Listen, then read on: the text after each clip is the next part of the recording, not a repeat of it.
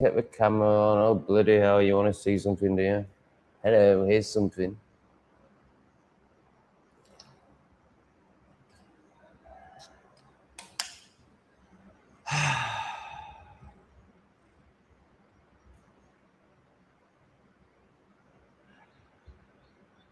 Wow, the level of resentment I'm feeling right now is insane. I've got loads going on. There's loads of stuff I'm angry about. From some personal stuff to cat stuff to European zombie fucking apocalypse stuff. Pretty pissed off. I could even go into a story of being pissed off at Lee, but obviously that's just my ego reacting. I don't know how to live stream anymore. I don't know who I am anymore. Thanks, Lee. Oh, one of my cats are dead. Great. Oh, it's been a good 24 hours. How are you lot? Arcadians being funny, but I'm too miserable to laugh. Oh yeah, and I can't ask you all for money. So what the fuck are we doing here? I don't fucking know. Oh yeah, apparently it's something to do about my self-worth. Twat. We've got someone in Sheffield. Mr. Beast is in Sheffield. That's good. I like that. Well, it's not good for him, but I like the fact he's in Sheffield because I'm from Sheffield. But really, for his own sake, I wish he was no longer in Sheffield. Portugal is better. Lots of Portugal has also been invaded, but there's lots of vast swathes of land where you can escape the Ooga Boogers because they're only clever enough to be in the city where they get handouts. Hello, Nathan. It's all right. Nathan is sorry to hear I'm sad. Thank you, Nathan, for your care. No, it's good. It's part of the process. I'm a dickhead. I need to be sad to see what a dickhead I am. Hey, Debbie. Lots of love. The answer to your text message is yes. Good morning. Arcadian is up in the mountains, where the mountains meets the sea. That sounds lovely. Well, I imagine we'll get into that. Debbie wants to know what happened to her cat. I think we're all about to die. They're all not good. One's dead, two are not good. See, plebs, good day. Yeah, I can't do this. I'm too pissed off.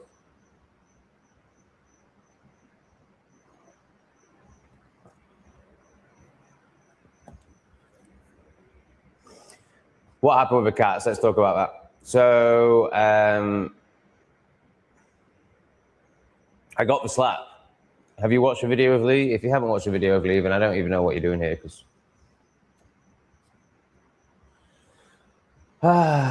So Lee talks about in that video, but a slap is coming. And yeah, the next morning it happened. So it's just unbelievable. It's unbelievable for the mind, but it's actually completely synchronistic and completely obvious. So it's 5 o'clock yesterday morning, maybe 5:30.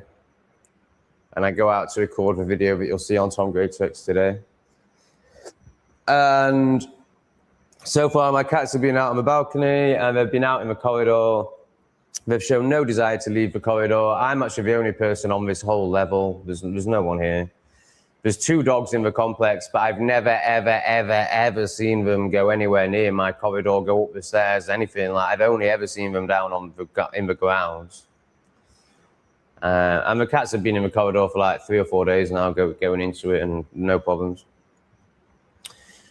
So I decided to go and film this video in the garden about 5:30, and I remember thinking to myself, well, as I opened the door, I think CT7 just went out. And I was like, oh, that's fine. I'll leave the door open. You know, it's Cambodia. No one bobs anything. No one's around here. This is a secure complex. The cats are fine with going in and out. The cats are very happy. The cats are very secure. I'll go and film my video and leave the door open. I mean, and then the synchronicities are just outrageous. Like, so at the end of that video, I do a 30-second clip about the dogs and about how they're coming up to me for the first time, or one of them in particular is coming up to me for the first time, and how I'm bonding with these fucking dogs. And I don't know if I say it, but I definitely know that Shay looks very happy with himself. I mean, in hindsight, he looks like he's just killed a cat. You know, he's got that massive grin on his face that they get when they've been running and when they've been in their instincts and when they've just killed. And I'm like, oh, Shay, you look happy with yourself. Honestly, editing that video today is going to be oh, I've already edited it, actually. But, like, that video is when it happened. When I'm filming that video is when it happens. So, like, that video will forever be, because of the ending to the video, which I'm telling you about now, and then what I know happens during the video, that video will forever be, like, this landmark moment. So at the end of the video, I'm talking to the dogs about them killing my cat without knowing they've killed my cat.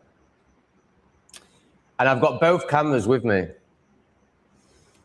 And then I start walking up the stairs back to the flat and I'm seeing drops of blood on the stairs. So I think I pretty much knew what had happened straight away. So I switched my other camera on, my English refugee camera. And so basically the first thing I say is something really bad's happening. Like, I don't know, I'm filming it, I don't know what's happened, I've just seen blood. And, you know, and obviously the mind's doing all stupid shit like, oh, maybe someone came up here and had a nosebleed at 5 in the morning. No, one of your cats is dead. So then it switches to which cat is it? And obviously I'm fucking shit scared it's this one. And CT7. And,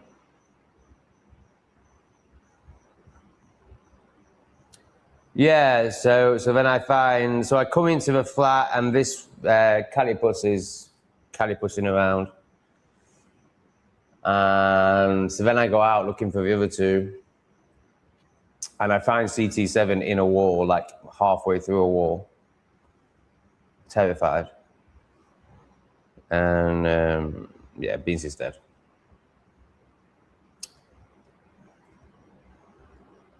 So I feel like I got a lesson in responsibility because I'd been irresponsibly considering letting my cats out as outdoor cats in a very dangerous environment. It's not that I did anything wrong. It's just these subtle layers of responsibility that need to come in now that aren't there yet. So, for example, never leaving my door open if I'm not there and not protecting my cats. You know, this like, it will be okay, a line that comes into my head a lot. Oh, it'll be okay. It'll be fine. Just trust. It's basically just the child being like, let's not take responsibility. So it cost Beans her life to protect the other two cats, for me to get to a point where I'm going to protect the other two cats. And then this morning I wake up and it was all that fucking ooga booga stuff in Europe, which has really pissed me off. And then this morning I wake up, and then there's obviously the video I've done with Lee, which is just fucking ridiculous. I mean, maybe Igor is about to prove that he's right, and that I don't need to ask anyone for money, and that I don't need to make it all about money. I'm laughing because as I say that, I know he's right. It's not like I'm really arguing with it. I'm laughing at myself really for even like trying to pretend that he might not be right. Thank you again. Thank you so much. Thank you so much again. Thank you. That means such a lot to me tonight. So I'm trying a new way. Which is basically, I don't even know what it is. I know I can't ask for money, but I'm not sure why. I mean, I think I do know really, but it's all a lot for me right now. It's a bit too much. Thank you, Igor. I love you so much. Ooga boogers. Yeah, that shit. And then I wake up this morning. I think the other two cats are about to die. Honestly, I can't cope. I just can't cope. After this live stream, I'm going to the vets with this one. So this one yesterday, some people will be able to help me in the chat here. This one started sneezing yesterday. And because I'm an irresponsible child, I just kind of ignored it. I was just like, oh, it's fine. And it was like, every now and then. It was nothing. But obviously I was concerned. And I didn't notice it till 8 p.m. when I was like out my tree and all vets are closed anyway. Anyway, this morning I wake up and she hasn't actually sneezed for quite a few minutes now, but when she first jumped on me, she was sneezing louder and more frequently than she was yesterday. So I'm just like, oh, okay, that one's going to die. And And then I go to get, and then, you know, the first thing I noticed, which is weird, is I'm out of bed and the cats aren't screaming for food. This Calipus is a little bit. I go to make a coffee and she's around my feet, meh, meh, meh, like cats do when you go anywhere near the fridge. CT7 is sat on the sofa. So I'm like, that's weird. But I'm like, he must just be waking up, even though like I know like there's just no way. Like the minute I get out of bed, he's always by the fridge. He's just sat on the sofa. So at first I like kid myself, everything's fine, and when I get the food out, he'll be his normal CT7 self. Get the food out, he doesn't even get off the sofa. I take the food to him on the sofa, not interested. So he's about to die as well. So looks like I'm not supposed to own cats. Thank you again. That's yeah, amazing. So if you haven't watched the video, there's something around self-worth, and I can't even remember. I just can't ask for money anymore, basically. But of course I want money. How do you not care about money if all you care about is money?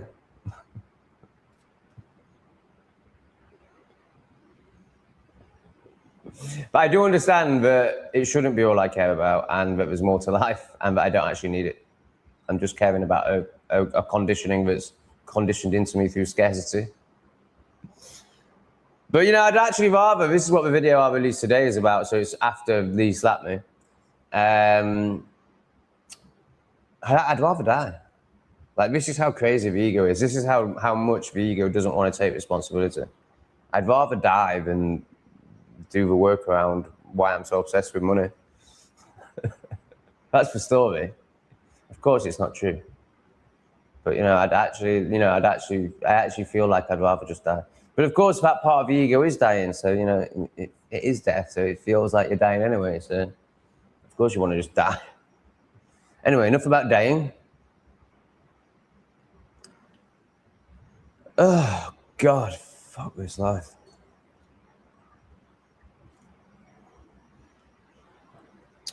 They are building big migrant camps in Portugal, Algarve, in rural areas. It's frightening. It's just disgusting.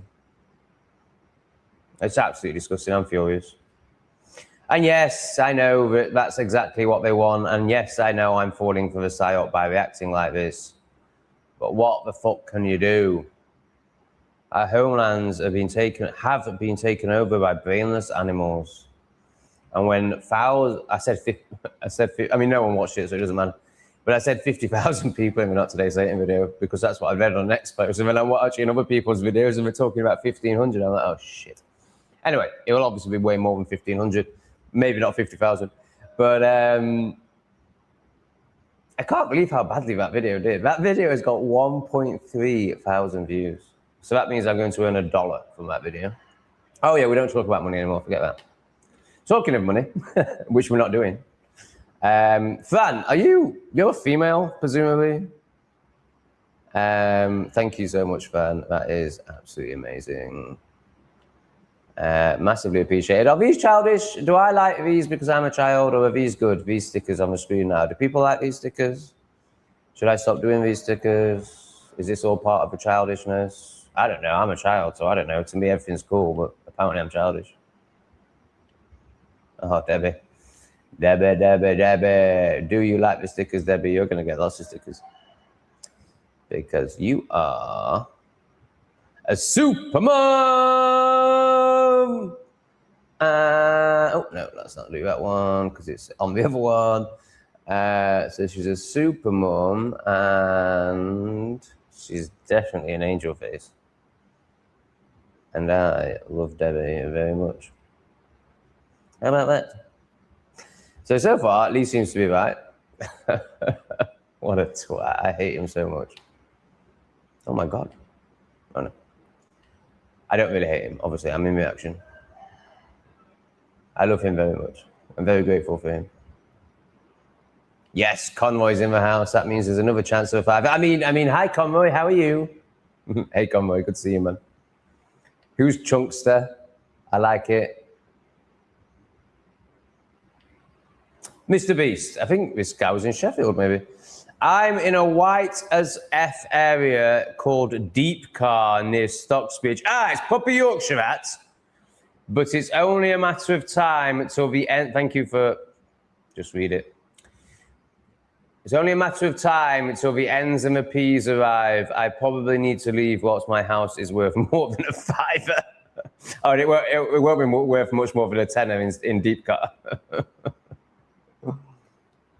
But that's the irony, like, you know, it's not seen as a prestigious area. It's not got high house prices yet. It's actually the only place left that's safe to live. So Deep Car is that as Yorkshire as it gets. Deep Car is it Sheffield? It is Sheffield, right? I've never been. I've only been to Stocksbridge once when my brother bought a house where he made a terrible decision. Right, so this is pre-invasion and you know, some of us waking, well, me waking up, I should say, projecting it onto everyone. I mean, I was fairly awake, but not awake. So when I say a terrible decision, I mean purely financial and from his life. So him and his missus, I can't even remember why. Yeah, I think it was his first house. So this is a half brother. He hasn't got my mum. So he hasn't had the start to life that I've had. Very different start to life. Very different mother. His mother's a cleaner and has no self-worth. Doesn't like her. He grew up with a story. My children will never go to, like she used to say, my children will never go to university. That was her thing, and that's fine. I'm not criticizing it. But obviously, I was brought up by somebody who was like, my son is absolutely going to university. Now, I only lasted a few weeks at university because I was a big bad substance dealer at that point. But you know, I'm just giving you the difference in our upbringings. And of course, he didn't get given a £20,000 deposit for his first house like I did. So. So he ends up buying his first house in Stocksbridge, and it's just the worst thing he ever did. He's out there, he's isolated, he's with his co-addiction partner who he hates, no longer with her, and he's just trapped in Stocksbridge. And then he tries to sell a house and no one wants it. He ends up selling it for 20 grand less than he bought it, and he's trapped there for like 5 years. Anyway, back to you. Yeah, I mean, where do you go? I mean, if you're going to stay in England, you're in about as good a place as you can be, because there's people there that will act. You know, when push comes to shove, if one of them is in the street with a knife, there's the type of people that live there are going to do something about it. So I think that's about as, other than leaving in England. Obviously, I think you should sell your house and leave England, obviously. But, you know, people seem to have lots of stories and restrictions around that. Just like I have stories and restrictions around not asking for money and feeling self-worth. So we all have them. For me, that one feels fucking obvious, and there was no restriction on that for me. But yeah, if you're going to stay in England, I mean, I would, if I was in England, I'd be in a van. I'm not saying that's particularly safe. And then you'd be very isolated. You'd have no community and you'd get picked off like a sitting duck. So that's a bad idea. But that is how I'd be living. Yeah, I think you're in about as good a spot as you can be if you're going to stay in England. What do you think about that, Mr. Beast? Because you obviously feel like you're a sitting duck, and you are right. It's only a matter of time. But where would you suggest is better in the UK or going to work better in the UK? I can't think of anywhere. Thanks, Anu.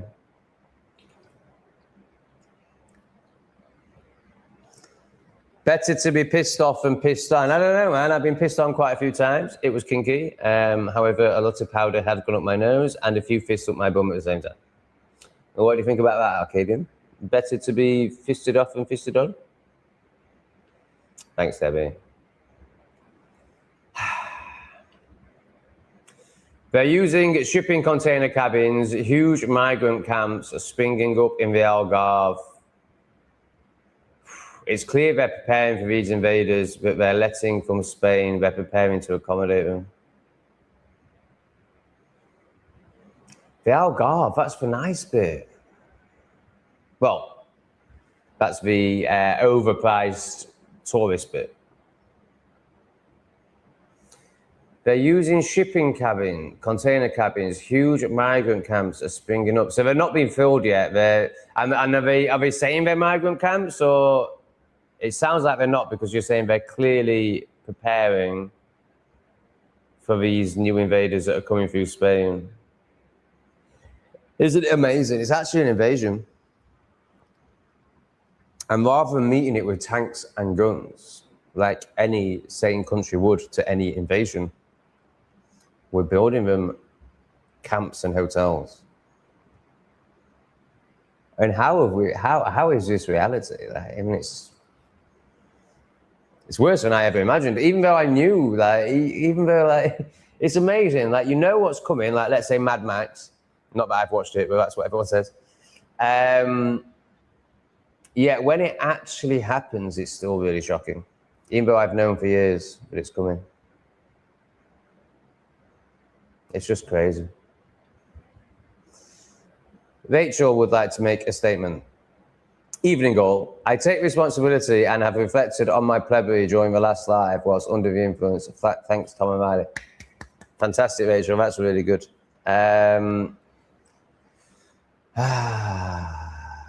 So can you tell us what responsibility you've taken? Because whilst that's amazing and I'm really honouring it, it is just words. What are the actions? What have you noticed? What are the changes?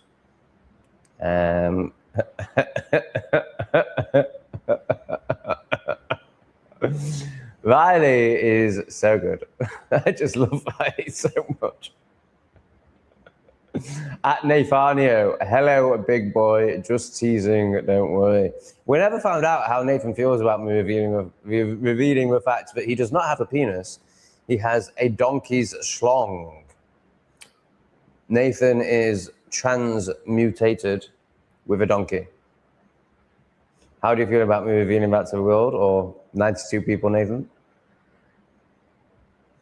Ah, there you go. Rachel, look what happens when you show up.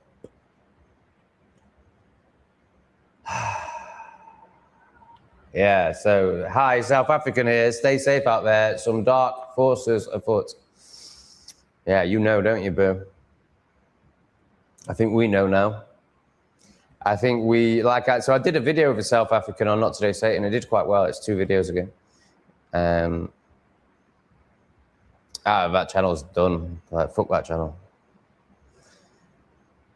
I can't believe my last video got 1.8 thousand views and they pay me $1 per 1,000 views on that channel. So, like, how can I possibly motivate myself for that? Yeah, South Africa, awful. Warning to the whole world. And no one took notice. And now it's happening to us. Again, as in there's more happening now. I just tried to log into my X because I thought we might have a little look in it. But, I mean, I can do it, but it's going to take me 5 minutes. And I don't know if that... Maybe I'll do it when I'm riffing into a comment, actually. Yeah, I'll do it when I'm riffing into the next comment. Get excellent. You should feel sad, Tom. You cheat. Pathetic.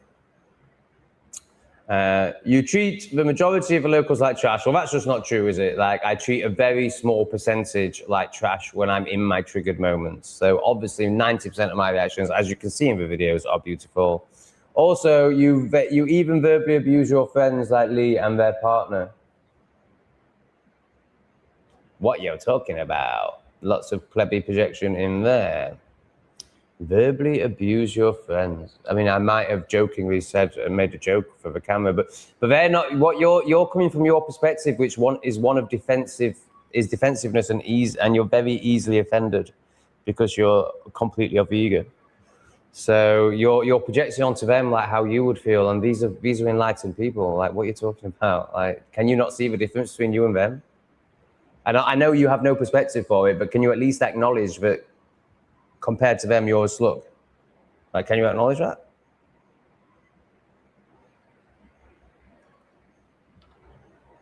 This is sad. I'm sorry to hear your cat died. Thank you. Poor little kitty. How much of a knob are you really? Why have you even got cats as a nomad? Why look after cats only to move on and leave them? Well, you're making lots of assumptions. I'm not a nomad. I'm here. I'm in Siem Reap. I plan on being here for as long as the cats are alive. So maybe rather than just making assumptions and then projecting off those assumptions, you should find out what the truth is rather than making a fool of yourself and showing how low your intellect is. Tom, you have to just trust, darling. Ugh, I'm fed up of trusting. Yeah, I know. Tom also... let's just get rid of these fucking plebs.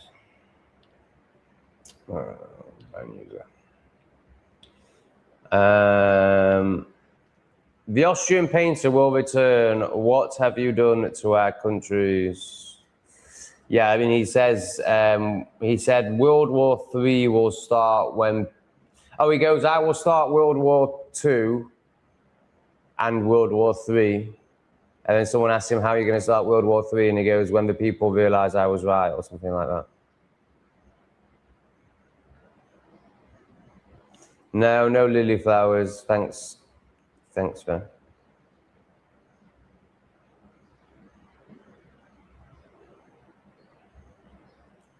Yeah, well, it's looking like pussy isn't for me. It looks like these two are about to die. So, I mean, obviously I'm exaggerating and being dramatic because I'm childish and pissed off.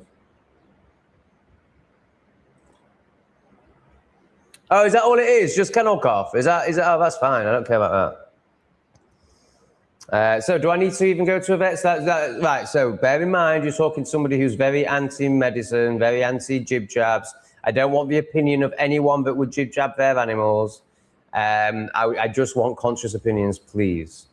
Kennel cough. Right, yeah, so in dogs, that just goes after a few days. You don't even have to do anything. So are we just chilling? And obviously, I don't want to hear what plebs who took the jab think. I only want to hear conscious opinions on that regard. Plebs can pleb out in the chat, no problem. But don't give me advice about what to do with my cats if you fucking fell for the basic intelligence test of 2021. Why haven't you jumped off a building yet? I mean, just don't fucking do that. How are the eyes, brother? Can you see yet? Yo, crazy. Yo, crazy, Arcadian. I get some great emails off Arcadian. There's no way I'm responding because they're just non-stop. But they're fantastic. I'm almost like, do I give this guy my WhatsApp? But then I'm like, is he fucking nuts? Like, I can't work out if he'd do my head in and I'd have to block him, or if he'd end up being my best mate. I can't quite work it out. I'm sick of animal lovers. The hordes that are about to invade care little about animals. I'm not quite sure. I don't know if he's referring to the hordes as the animals in the first sentence, but then it sounds like that. Oh, I don't know. Let's just move on. Thank you, but myself is a money-grabbing whore. And apparently I'm not meant to do that if I want to meet the real version of myself that isn't a money-grabbing whore. So I don't know what to do anymore. I thought I was doing pretty well. Hey, Tom, I am late diagnosed ADHD and CPTSD. It took me a very long time and full-time therapy for 2 years to start to understand what it means to be a victim and connect my mind with my actions. Yeah, if you think being a victim is... So yes, that is part of the awakening. You have to realize what's been done to you and that you're a victim, but then you have to come out of victim mindset and take responsibility. I'm struggling with your name. I'm struggling with the comment you left on a previous video. I'm struggling to have any respect for you. However, I'm trying and I want to. So my assessment from the 2 comments I've read so far is that you're very repressed and indoctrinated. And this would make a lot of sense. You love labels, late diagnosed ADHD. So I finally found a label that means I don't have to take responsibility for my life late on in life, because I'm still searching to not take responsibility late in life.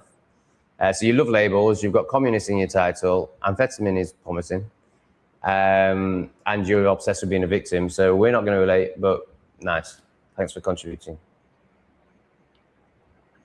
Well, that sucks about beans. Unfortunately, these things happen. A similar thing happened to me. I was given a cat, and about a week later, it was dead.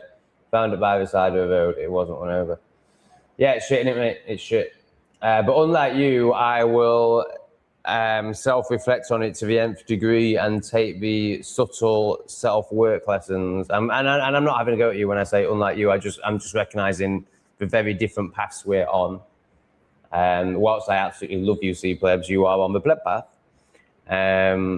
So for me, it would be about asking what actions what's the lesson here? Not why did this happen? Like, what's this here to teach me?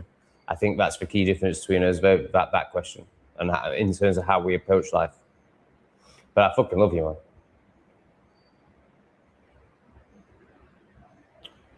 Ah, right, yeah. Yeah, so of course, so he thinks the Jippo neighbours poisoned it.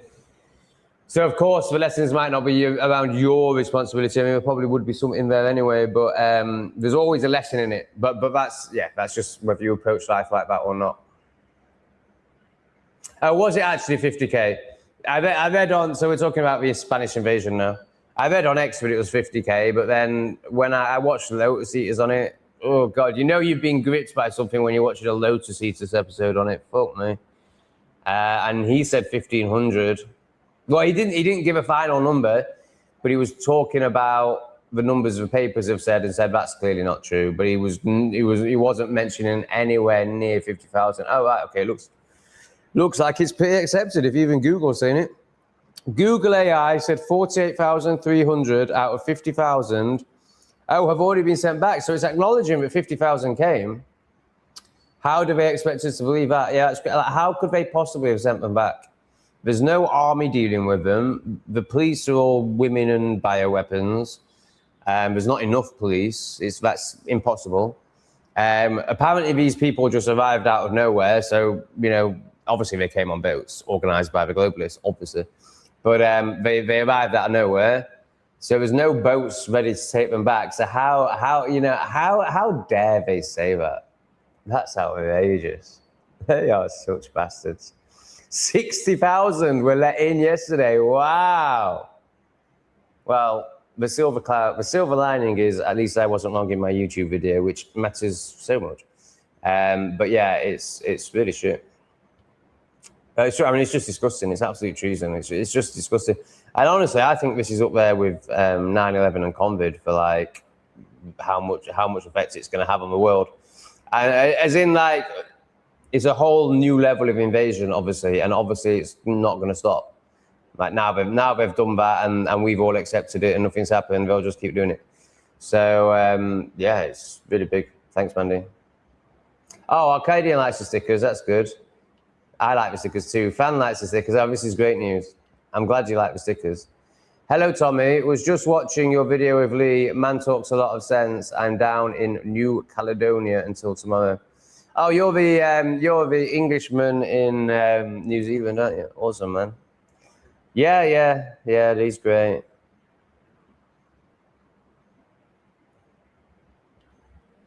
There needs to be a shitting sticker. Oh, you're so right. For when people get banned or you go for shit. Oh my God. He's so good at practical stuff.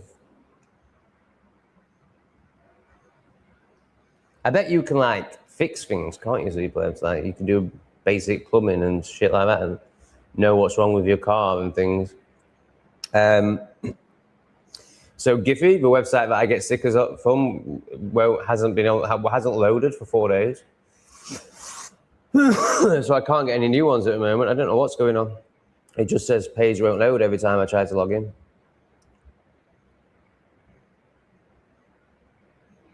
He's always funny, man. Lee was doing his very best to teach you one of the most important, valuable lessons of your life. I don't think you quite understand, Tom. I hope you don't end up getting to it. Oh my God. These people are so stupid. Of course I understand. I'm going through a process and I'm having a reaction to it because it's right on my edge. But of course I understand what Lee's doing. Like, are you mental? Like, how can you watch my stuff and think that I don't understand what Lee's doing? Like, my God. How can you be so stupid that you project that level of stupidity onto me? Wow. We're dealing with 80 IQ here. What's your opinion on the Babel? Been watching for a while. Can't remember if you mentioned it. I can tell you are into spiritual things. Ooh, I like a few spiritual things. I've got a crystal or two. Up me bum. Yeah, bollocks. Made to control you. Obviously, there's loads of truth in it. Just like all shills, they will give you 90% truth and then 10% repression and enslavement. So yeah, it's just a version of Russell Brand, David Icke, Nigel Farage, Donald Trump. It's just the one of them from 2,000 years ago. You're a sinner, be in shame. I mean, do I need to say any more? Is that God? Is that love? Or is that control and repression?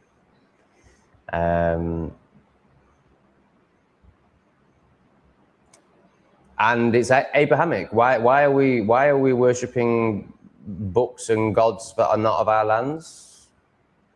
Why are we doing what the Jays tell us when the Jays are trying to destroy the world? Does anyone see a problem with this? And then there's also the fact that you can grape off, be a despicable person all your life, but as long as you give yourself to Jesus, it's fine.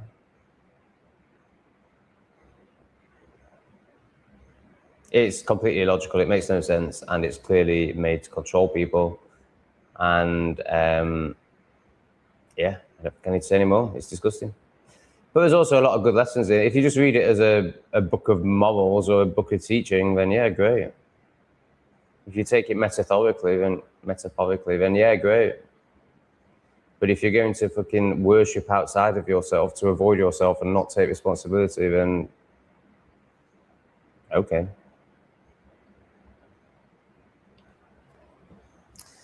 England will be Africa or the Middle East, and Thailand will become England. Wow.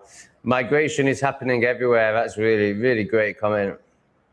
I mean, Thailand will never become England because, well, obviously the globalists might do something horrendous and destroy what I'm about to say. But if Thailand has its way and remains autonomous, then Thailand will never become England because Thailand is fiercely, I understand what you're saying there. Is fiercely nationalist, proud, not as much as Vietnam, but not far off. You know, they're never going to, well, as it's from their own point of view, without globalist interventions, they're never going to start telling themselves diversity is their strength, that any culture is better than theirs, that they need other cultures to enhance theirs, that they don't have a culture, that they're ashamed of their past. None of that, like completely the opposite. They're told they're the best country in the world. They're told they've never ever been conquered. Not actually true. They took their lands from Cambodia. But, you know, they're told that they're like this amazing nation, which they are. Like, I think Thai people are amazing. And Thailand is amazing. All of Southeast Asia is amazing. Is that true? Yeah, I think that's true. So they're never going to do what we've done and make other cultures better than them. But I understand what you're saying is that loads of English people are going to end up living in Thailand. Yeah, I agree. And obviously you could replace Thailand with many countries. I'm in Cambodia, but a lot will come here as well. But obviously it's never going to be more than 10% because only 10% can support themselves in another country. And obviously I've plucked it out of the sky. It might be 8%, it might be 15%, but it's not, no, you know, it's not all of England. So I think the majority are going to get trapped in a negative timeline / country / time. Timeline was best. There was no need for slashes. And this is just unbelievable. White women are welcoming illegal immigration, just disturbing being brainwashed by communism. It's off the charts, isn't it? It's off the charts. I mean, in my video, I show the clip of like, there's literally hordes of them running in, and she's like, I mean, just talk about virtue signaling to the point of absolute insanity. So, and of course, she's filming herself doing it. So she's more interested in people going, oh, you're so kind on Instagram than the fact that she's an hour away from being raped in the bum. If a dog has come into your house and killed beings, the other two will be traumatized. Cats are so sensitive and the trauma can show up in physical ways. That could be what's wrong with him, Tom. Oh, yeah, that's a really good point. That's a really good point. So I was expecting, right, so I feel like Callie didn't see it. I could be wrong. Right, so it happened outside the flat here. I can tell by the blood splatter. It happened outside the flat here. So I think Beans and Callie were inside that flat. And as they came out, the dogs met them at the door and they didn't really have time to escape. Now, obviously, there's a lot of assumption in that, but this is the most likely case scenario that I can come to. So I don't think Callie has been traumatized by it, because Callie, when I came back, Callie was in the flat just chasing flies as if nothing had happened. And I don't know, but the evidence suggests that the dogs didn't come into my flat. They went into the next flat along and found my other 2 cats there. The fact that CT7 was hiding in the wall and didn't know what to do with himself, as in like he's literally halfway through a gap in a wall, like, just like, I don't know what the fuck to do. Suggests to me that he was with Beans when it happened. Right, and then the other thing, Callie didn't have a bond with Beans. Callie and Beans didn't like each other. Or Callie wanted to be friends, but Beans was having none of it. Now, sadly, the day before we passed, they started sleeping next to each other, and I think that was all about to change. But, so I don't think Callie would be bothered, and I don't think Callie saw it. However, CT7, absolutely. And I was expecting, because obviously it's his sister, they get on well, and he was part of the whole incident, clearly, because his head is halfway through a wall. I've got all of it on camera. Not the gruesome stuff. You know, like I literally find CT7, you know, you see it all. Like I'm filming as I'm like realizing what has happened. And yeah, so hopefully that's all it is with CT7. But then yesterday so I was expecting CT7 to be pretty traumatized. But then I got to the opposite of what you're saying, where I was like, bloody hell, cats are dead resilient. He doesn't give a fuck. He was playing with Callie more than he's ever played with Callie afterwards. He was eating fine. He wasn't particularly meowy. He seemed absolutely fine. But maybe not. Maybe not. Oh, I really hope that's all it is. Yeah, thanks, Riley. Good, obvious, really, suggestions. Thank you, Mandy. Reassured when it will all be okay. Okay, I like this. I like this. She tried again and got the spelling right this time. Thank you, Mandy. It was fine the first time, don't worry. I got it. Oh, there's actually someone called Chunkster. I thought Plebs was being funny.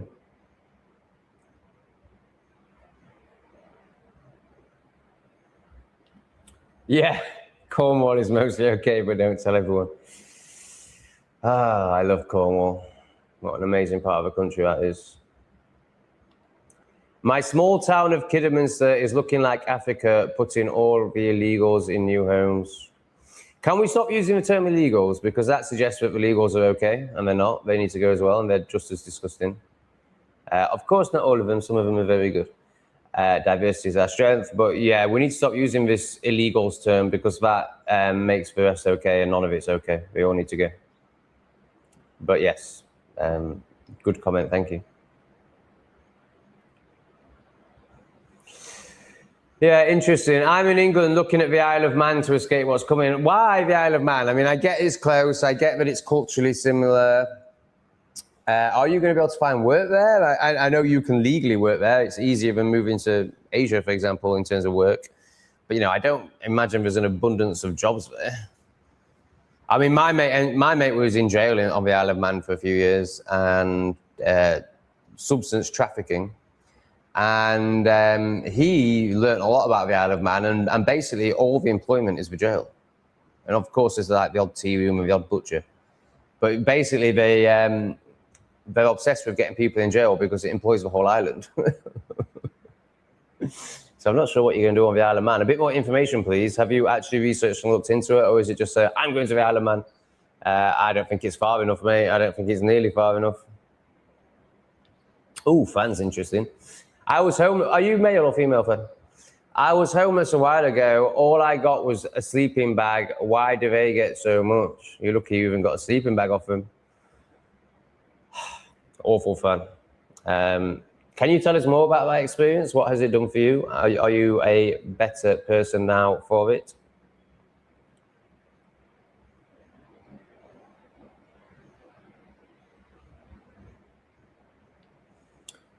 I got high on milk yesterday. I let it ferment so long, but it turned alcoholic and just drank the whole liter.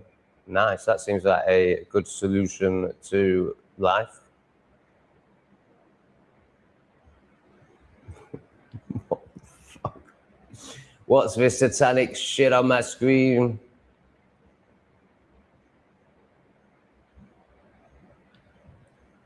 Have you noticed the same all over? It's getting dark in the UK. I hope I can go somewhere better. No, so obviously it is a worldwide agenda, and they want a one world government. So, you know, I can understand why people say there's no point going anywhere, nowhere's safe. However, I can just tell you my experience in the now moment in Southeast Asia is that I never ever see any bioweapons. I've seen three in my whole time in Cambodia. In 6 months in Vietnam, I think I saw, in Da Nang, you're going to see one a day. You know, in Hanoi, you're going to see one a day. Maybe not one a day, maybe more like one a week. But you're going to see them on a semi-regular basis. But they're not in a horde, so they don't get into the stop. You know, have you seen that great? Is it a meme? I don't know what you call it. But there's an X post that went viral of a bioweapon female, a she-boon, on a train just being disgusting, like fingering her asshole, and, you know, basically just acting demented out of disrespect for herself and others, and hatred of people that aren't like her, or people that are actually people, I should say, or maybe I shouldn't. And then a load of white men come on the train who are part of some group who don't like she-boons.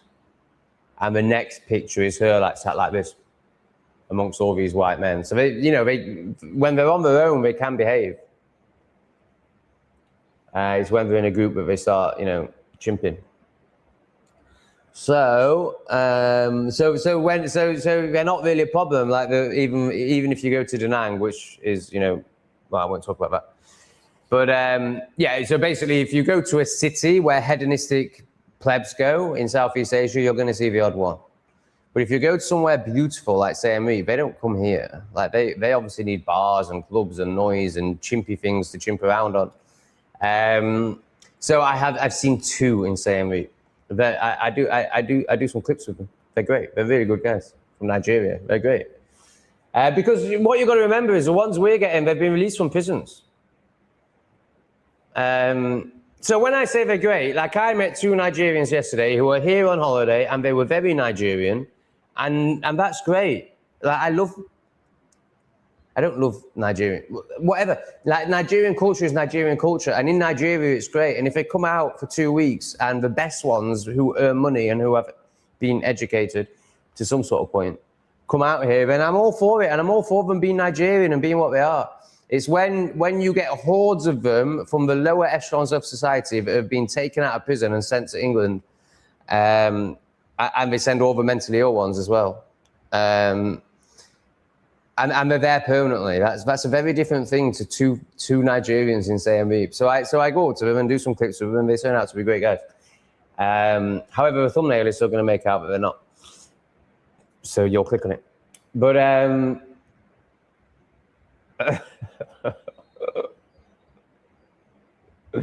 right. So my experience. So basically, I never see them. I think I've seen the odd Cambodian with a rag on her head, but you know that's fine. There's none from Pakistan, none.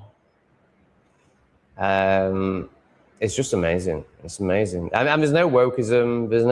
And also when you're living in a different country, like of course there'll be some political issues out here. I don't know about any of them, and I don't care about any of them. Like, it's nothing to do with me. It's not my lands. It's not my culture. Like you're not part of it.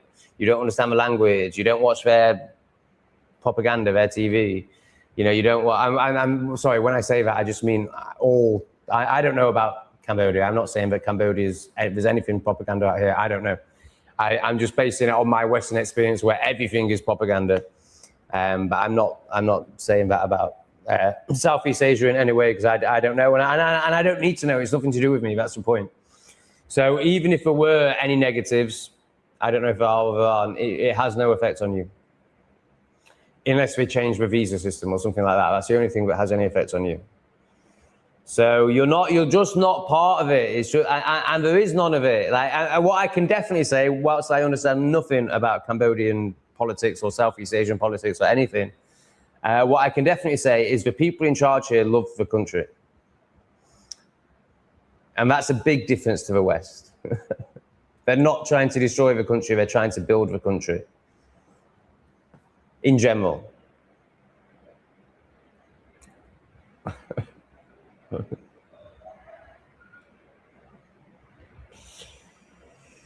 Sutra, the town, I don't know how to say it, the town that's been invaded is not, yeah, I didn't realize this when I did the video actually. It's not on the mainland Spain, and most of the migrants have been forced to return by the local, so this one believes what he reads in papers, so let's move on. He probably got the jib jab.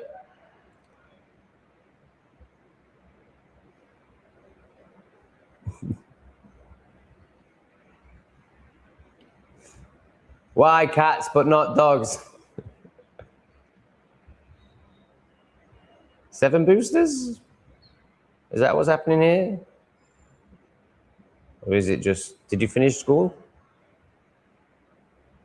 Wow. Yeah, this is actually true, actually. Yeah, good point. Oh, it's the awesome one. He didn't start World War II, though. It was forced upon him to make his movement and ideas seem evil. Yeah, you're so right. So right. He protected some German people in Poland, didn't he, basically, and the English declared war on him. Now, look, all the kids are taught in school that anything remotely adjacent to his ideas are wrong. Yeah, it's so interesting, isn't it? Like people actually believe that he just woke up evil and decided he wanted to take over the world. Like they actually believe that he was trying to take over the world. It's just amazing, like how different it is. Oh, I knew thinks I should take them to a vet. I knew. Are you cautious? Are you a risk taker? Can you answer that for me? If a kitten isn't eating, I'd take it to a vet's. It's really hard to know because most people are retarded. So like, I'd take it to a vet's. Well, yeah, but you probably do loads of stuff that I wouldn't do. But then, you're probably right as well. I don't fucking know. I just don't trust vets whatsoever. I don't trust anyone that's been to university. I'm on the Isle of Wight. I went on holiday to the Isle of Wight as a kid. It's amazing. We haven't as yet been invaded. No idea why. Is it because it's not city life? Yeah, I think they'd struggle on the Isle of Wight because obviously these people can't stand nature or high vibrations. Like they need, they need to be able to run around in the concrete jungle at 3 in the AM chimping. 3 in the AM? 3 in the morning? I think I was trying to say. God, I'm as bad as I'm as bad as this one. Fucking hell. Might as well give up now.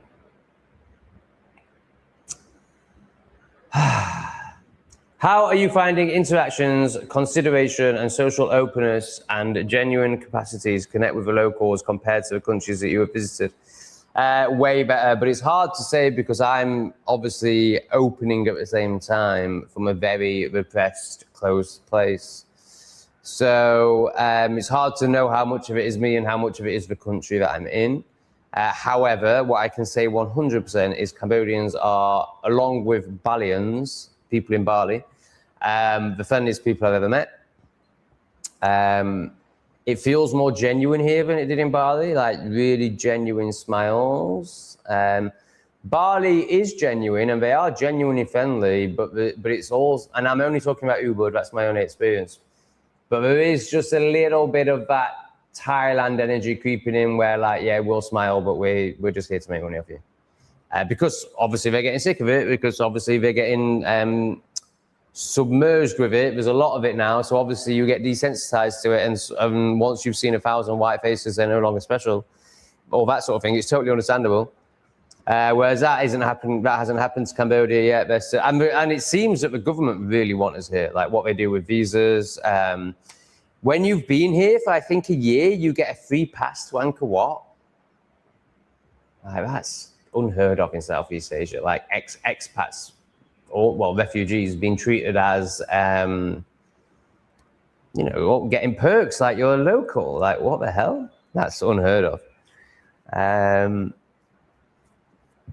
Cambodia just has such a different energy to anywhere I've been. The immigration was so different, so friendly, like off the charts friendly, like crazy friendly, like so friendly.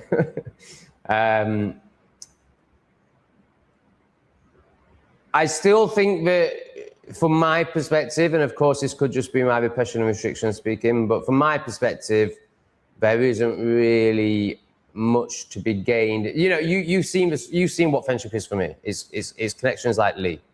So even with another English person, I'm not interested in any shallow connection. So it's very hard to believe that I could ever get to any depth with a Southeast Asian person, just because of the language barriers, the cultural differences. So I don't really even look for that. I just don't even see that as a possibility. It's not in my remit. So I'm just looking for fun interactions while I'm buying a coconut, and that is in abundance. They're wonderful people, wonderful people. Siem Reap is just incredible, incredible energy, like Angkor Wat, incredible energy. So yeah, I would recommend Cambodia over everywhere that I've been for many reasons. If cost is a deal breaker for you, then I'd recommend Vietnam. As in, like, your budget is absolute tops $1,000 a month, and you cannot go past that, then Vietnam. If you can, I mean, really, you can live out here for $1,000 a month, but of course, stuff comes up, unexpected stuff comes up all the time. So Vietnam is a cheaper cost of living, but then it's, you know, the people are nowhere near as friendly. It's way more chaotic. It's way more noisy. It's fascinating. It's great. I love Vietnam. I wouldn't want to live there again.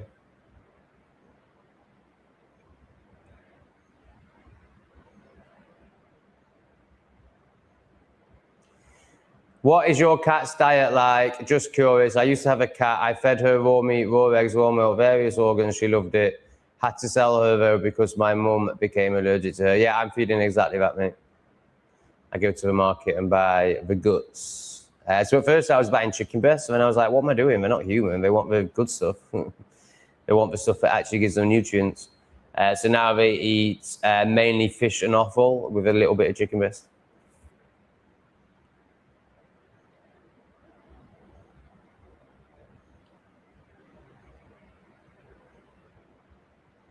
Why are people so? Anyway, I'm not meant to focus on these, and I'm not meant to be nasty anymore. But what do you do with this? I mean, obviously, I just need to ignore it. But like, you know, we're talking like actual fucking dribbling in a fucking chair and nicking a window. Like, what am I supposed to do with that?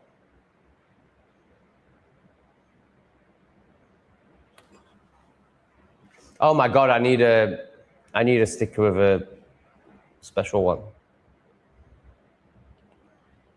A healthy cat normally is fine with the infection. Kittens, so not much, as they have no immune system, can catch from another animal and also stress. Yeah, I'm a bit confused about her. Oh yeah, kennel cough, that's fine. If it's kennel cough, that's fine. Isle of Man, we're not yet invaded. I'm sure it's coming. Maybe, I don't know what goes on in my chat. Sometimes it seems to repeat itself. Yeah, yeah. Thailand will become Israel. Interesting. I mean, Pi has become Israel. And they're not happy about it. They're really cracking down on it, the Thai officials. They've really started going for foreign business owners who have been using the loophole for many years, with Thailand has been like, fine, you bring money in. Well, now it's not fine, and it's because of these twats. Somalia must be a pretty safe place to live now that all of their engineers are in the West. It's definitely becoming apparent why the ancients forbid women from positions of power and authority in voting. It's suicide length. Yeah, women are amazing at bringing up children and creating a good home and being loving and beautiful. They are terrible at making decisions. And that's just genetic, it's obvious. Are spiritualist churches ones where someone tells you they hear from the dead? Yeah, I think so.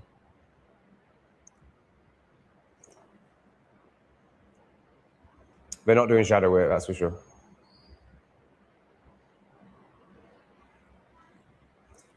Yeah, I mean, there is this. The dark awakens the light.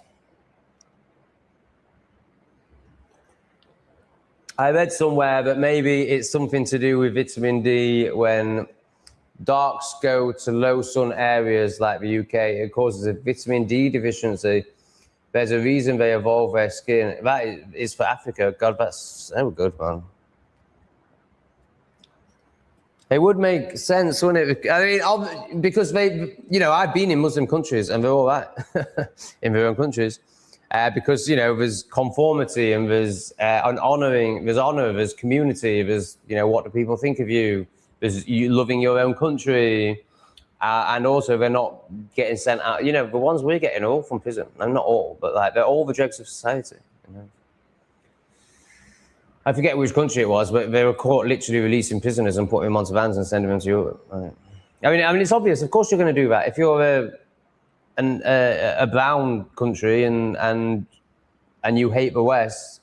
Why would you pay for your prisoners? Why would you pay to feed your prisoners? Why would you pay to staff your prisons when you could just put them on a truck and send them to the West and they're literally a bioweapon? Well, it's obvious, isn't it? That's really interesting. All right, yeah, so there's all that I just said. And then there's, this is, why, maybe that's why they behave better in their own countries and not in ours, because they actually aren't getting enough vitamin D. That's really interesting. Wow. Low vitamin D is correlated with behavioral problems. Really interesting. This guy's great. I really, really, really appreciate you. Hey, Rachel, thank you so much. Thank you for your support, Rachel. It is massively appreciated. Appreciate you talk to Lee for feedback, Tom. So this is, I'm going to give you a reflection, Rachel, for your own good, out of love. Appreciate you talk to Lee. So that's like you say, what you're trying to do there is, this is the entitlement that is very strong within you. So you do this a lot, where you basically condescend. As if like, I appreciate, like, as if it's for you. It's not for you, I'm doing it for me. It's like when you're always doing this. You're always doing this as if everything I do is for you. No, I'm doing it for me and my YouTube and the collective consciousness. I never ever do anything and think, oh, Rachel will like this. Rachel will be proud of this. No. And what you're trying to do is make yourself superior, as if like, oh, I appreciate, you doing that. Because it serves, because I can't quite get it, but it's basically like you're trying to make yourself better then. As if I'm doing something for you. And that you appreciate it is going to mean anything to me. As if that's why I'm doing it. No. Get over yourself, Rachel. You're very entitled. Thank you for the 2. Here's some hearts. I love you. But my God, look at your entitlement.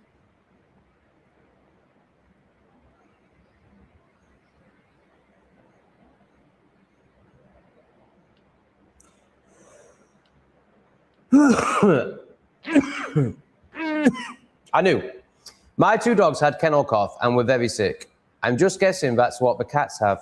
It's better to check it out. I understand your skepticism. I'm not fond of vets either. Yeah, you're right. And, there's no reason not to, because whilst they're completely indoctrinated and horrendous people, they're not on the scale of doctors. They obviously did it because they love animals, so they will have a good heart.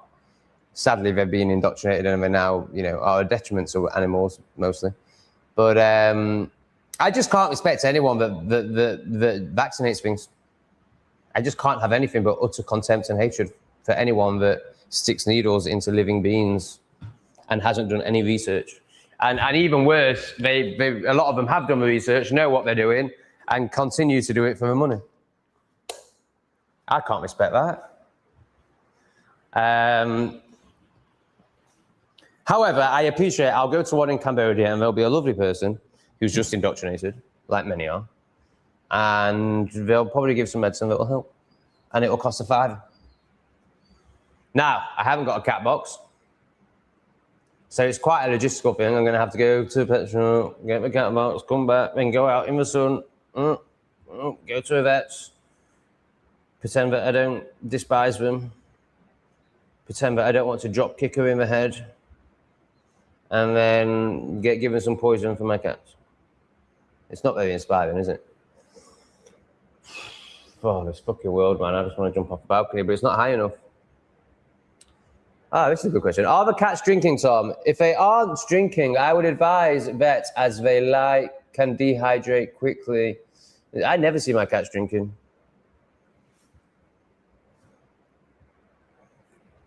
That's not true. I have seen cats drinking. I haven't seen them drink for 24 hours, but how often do cats drink? Oh, God, I think it's best that we all just end it. CT7 will be upset at the loss of his friend and will be traumatized from the chase. Yeah, okay, I accept that. I'd got to a story that wasn't the case. I assumed that was the case, or I assumed that would be the case, and then judged on his actions yesterday, I didn't think that was the case. But yeah, it makes total sense, mate. I mean, yeah. I think I just project onto cats that they're incredibly selfish. Is it a projection or is it true? I don't know. But I just think they don't care about anything as long as they're fed. But maybe that's not that.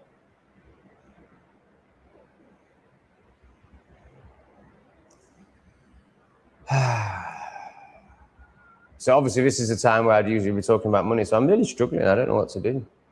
So I'm not really enjoying it, but I'm not going to enjoy anything today. I just want to die.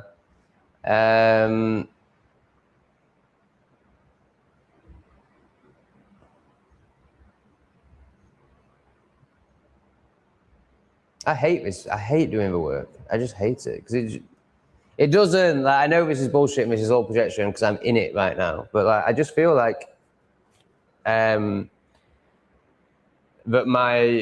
I was quite enjoying life. I mean, okay, I was being a dickhead. I was showing up as a dickhead, but at least I was enjoying myself. Like, what's the point in this? What's the point in developing self-worth if I just feel miserable? But of course, I know I'm in the transition right now, and I know none of this is really true. But, you know, I used to enjoy asking for money and receiving money and the excitement of it all. I used to feel alive when I was doing a live stream. I feel like a zombie right now. I'm not enjoying this at all. Oh, someone's put some money in. See, plebs, what a man.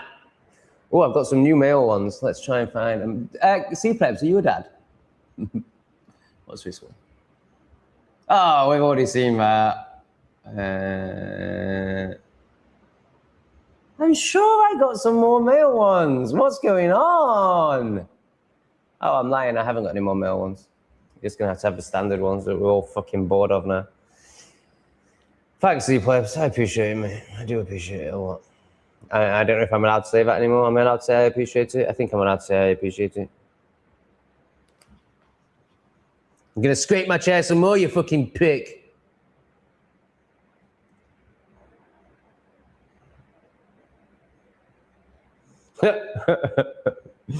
Is it that bad? Do you cut your own hair? No. It costs £1.50 out here, so there's no reason to do that. Oh, is that another one? Oh, wow. Oh, jewels. Thanks for the jewels.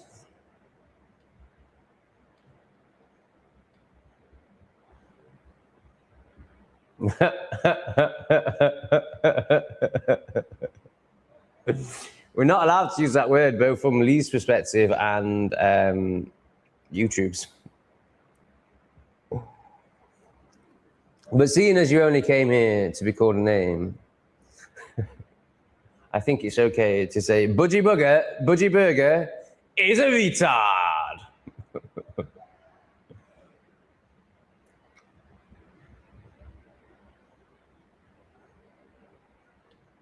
No, cats are very loving. Cole, cats are very loving in their own ways, just like humans show love in different ways.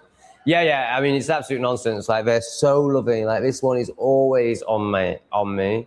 CT7 since the incident has. Yeah, you're right. Actually, CT7 has become a lot more clingy. So yeah, I'm chatting shit. Cats are amazing.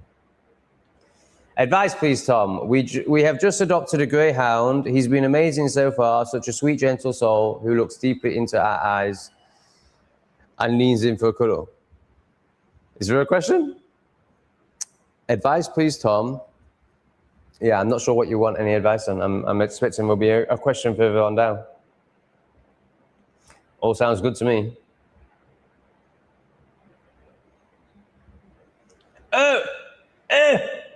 Ending oneself shouldn't even enter one's mind. I'm so repressed, I'm going to judge thoughts. I'm so repressed, I'm going to use should and shouldn'ts. I'm so dualistic, I'm going to judge those that are honest with themselves. Get fucked, you boring cunt. Oh, more jewels, loads of jewels. Lots of jewels, thanks for the jewels. Oh, jewels. Right, I'm at the bottom of the chat, people. What are we going to do about that? Are we ending it? I disagree with you, Lee, about you not asking for money. You make your expectations clear by asking. Yeah, that was always my story, but I'm just being honest. I'm, telling you what I require in order for you to receive whatever it is you're receiving here. I see no problem with it. However, I don't understand yet, but I knew I understood the words at the time that, yeah, so Lee's not shaming the action. Lee's like, Lee's happy for me to show up. Like, obviously, it's not about happy. Lee's just advising me with the intention of giving me the best life existence, i.e. connecting with oneness. And Lee, we got onto this subject. If you watch right to the end, you'll see the 3 minutes that I took out from the start of the video at the end. And we got onto this subject by me asking him why I can't meditate. And the two things are linked. So he's not really shaming the action. He's offering a deeper relationship with self that would allow for being with self, meditation. And therefore he's pointing out the parts of self that are stopping that from happening. And one of the things, well, the thing he really focused on was how I'm showing up on live streams. Now, I can't quite remember how it's connected because it's all like, woo, raw for me. But basically it comes down to trust. Because obviously as you're merging into oneness, you're doing that, you're learning to trust because you're receiving the evidence that means you can trust that, oh, right, this is that thing. It's not like a Christian who's just desperate and worshipping something they have no idea about and, have just been told by another and are so scared that they're doing it. No, this is actually a relationship that you form. And I've experienced that and I know that's true. So for me to deepen that relationship with self, with oneness, I need to trust more. And the way I don't quite get it. But it was something around how I'm showing up around money and making money. Yeah. So it's about, obviously I don't trust the universe to provide, which it has provided. It's provided great abundance for me all my life, like great abundance. All my life, and now I'm still pretty abundant. I have savings. I'm not living month to month. Yet I live as if I am. That's what it is. So it's around how I can't just trust the evidence that I've been given all my life that I will always be provided for, and therefore I can't trust myself, oneness, God. and therefore I can't sit and just be, and I have to smoke all day and touch my penis and live stream every night, even when I'm exhausted, because I'm so scared of meeting myself. All right, are we carrying on? I can't talk about money, so I don't know if I'm carrying on or not. I don't know. I'm not meant to be doing it about money anymore. I mean, to be fair, what Lee is saying is proving correct. So I have mentioned money a lot, but, you know, from a kind of different way, from a vulnerable way, from a, you know, I'm trying, basically.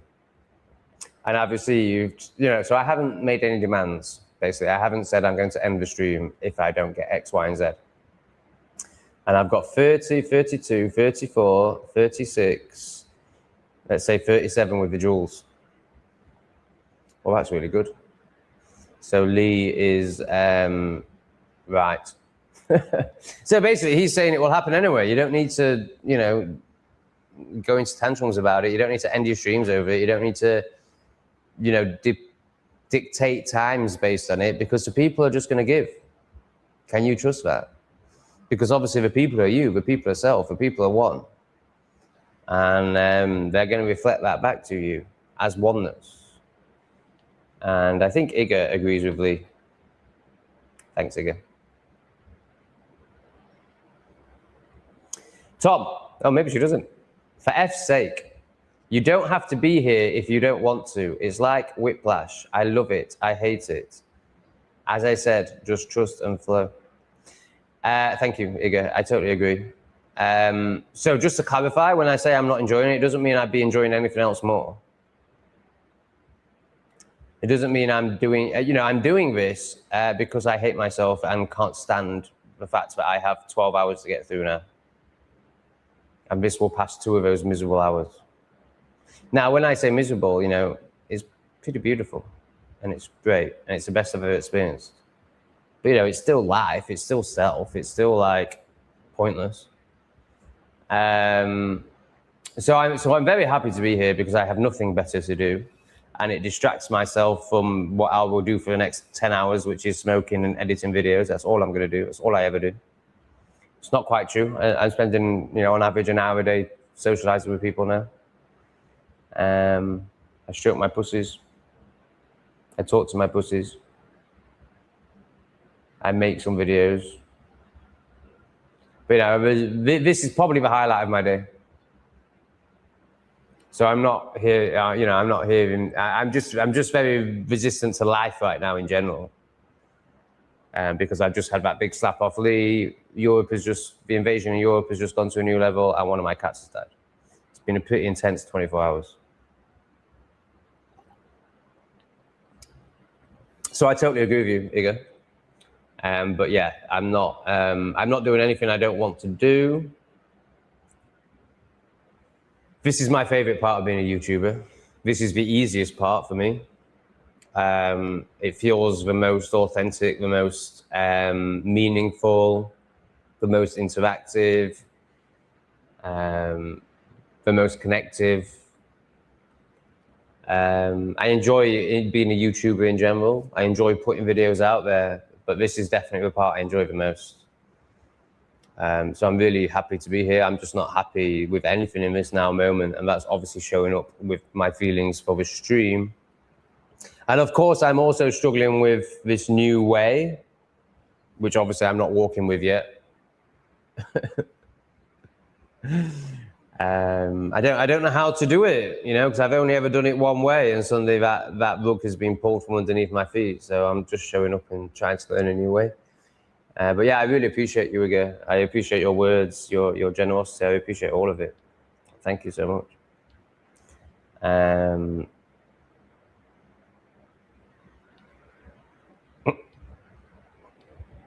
Can't have too many for Iga, can we?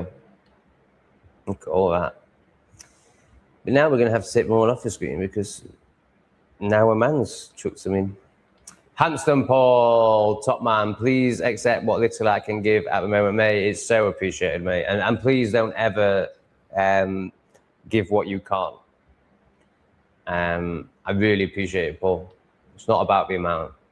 It's the energy and the appreciation, the honoring, the giving back, the I don't know if this is the right word, symbiotic relationship. I don't know if that's right.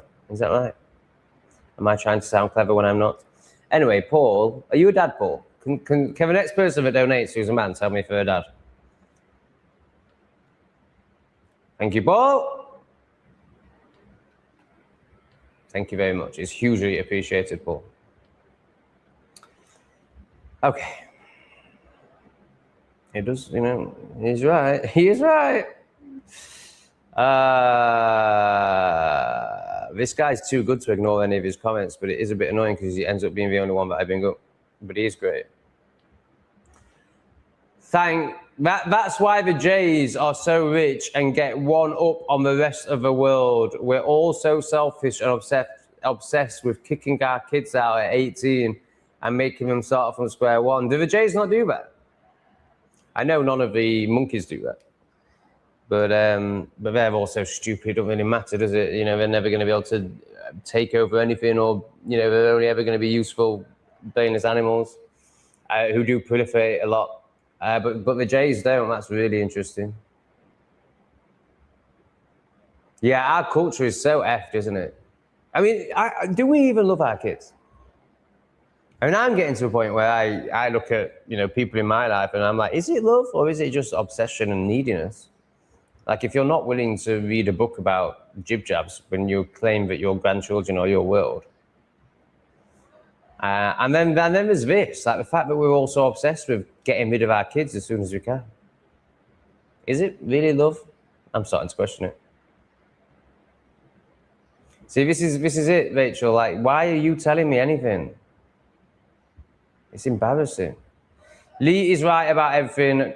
Contact with your audience and live off your set. Yeah, I'm sorry, Rachel. You're not in a position to give anyone advice, particularly not me. I'm sorry, Rachel, but it's embarrassing. And this is your ego refusing to crack and refusing to self-reflect. How dare you think you can advise me, man? Ugh. Disgusting. All right, I'll make a coffee, go for a poo, come back. Maybe we'll keep doing whatever we're doing. Oh, God. I don't even want a coffee or a poo.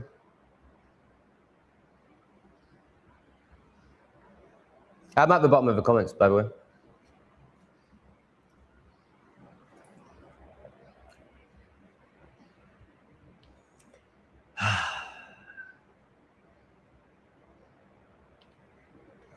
Debbie is a super mom. She loves her. I love my kids, and they can stay as long as they need. It's amazing. Oh, Debbie, what a gift your kids got when they came out of your woo-woo. Then go home and look up holistic treatments. At least then you won't be flying blind. You might at least have some idea of what to do for the kitty. Yeah, sure.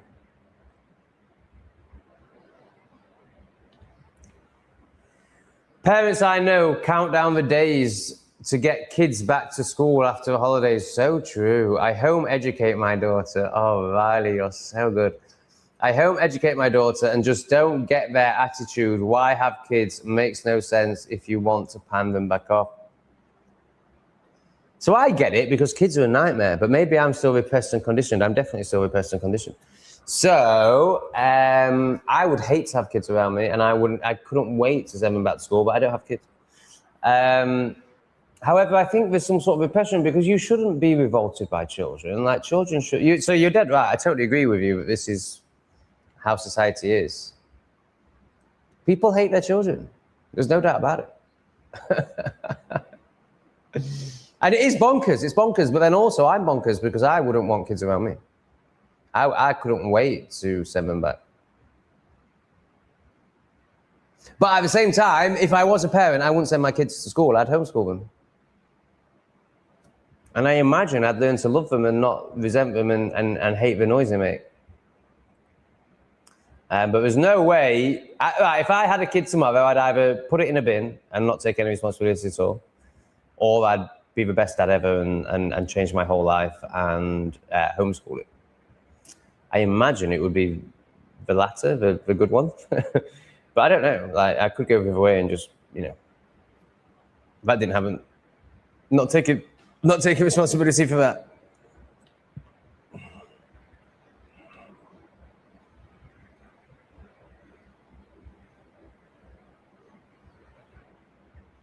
No, it's nothing to do with the fact that you took the jab. It's just how you show up and where you're at. Like, Tom, you need to, like, your entitlement's going off the charts now, Rachel. It's getting embarrassing. You're getting close to a timeout.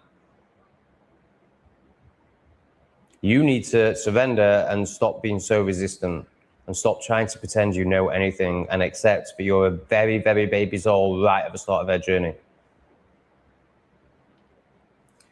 Okay, I think she's going to come in with a question now. Oh, sorry, Tom. Any advice on the greyhound breed in general as your experience with dog training? Greyhounds are pretty easy. They're really great dogs. I personally don't like how they look. I love how I think whippets are the perfect dimensions. For me, greyhounds are a bit long, but that's irrelevant. That's superficial. In terms of their character, they're amazing dogs. Really calm, loving dogs. Don't need much walking, surprisingly. Run really fast for 20, 30 minutes. And you know, two 20-minute walks a day for a greyhound is sufficient. They'd appreciate it if it was 40 minutes. But 2 20-minute walks a day. Make sure you get it off lead, let it run. And really easy dogs to own, actually, as dogs go. I don't think there's any specific advice for a greyhound. Yeah, you've just got a cracking dog. I really like greyhounds. I really like their nature. I really like their temperament. I really like how chilled they are. Yeah, no, not really. Other than congratulations. What a beautiful being you now have in your world.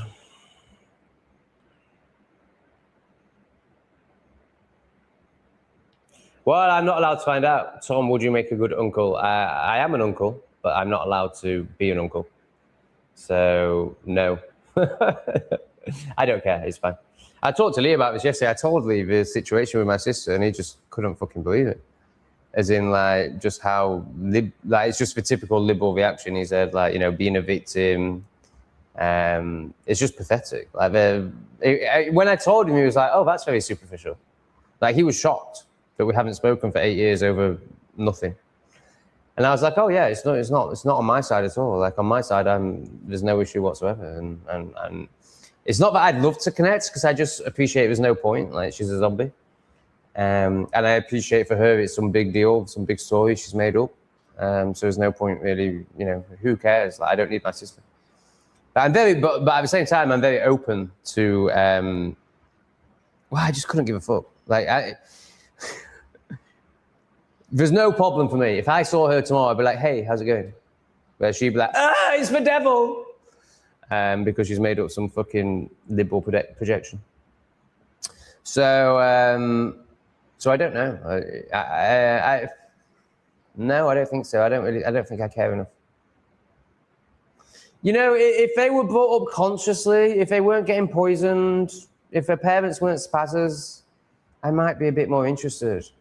So my brother was the first one to have kids. And me and my brother have never spoken. But there's no problem. It's just that he's a zombie and too dead to speak to me. But there's never been a falling out. Well, maybe now, but at the time of the story I'm telling you, there's never been a falling out. And he had, I think it was one kid at this point, and it was about 2. It was female. I don't know his name. And I did know its name at one point, but I've forgotten it. And I didn't see it for 18 months. And then I started judging myself based on society's repression, so culture, based on what society will tell you should do. So I started telling myself that this was because I was a bad person, basically, that I wasn't interested in seeing this niece. So I thought, right, I'm going to make an effort. And I went one time. So I texted my brother saying I want to be part of Blob's life.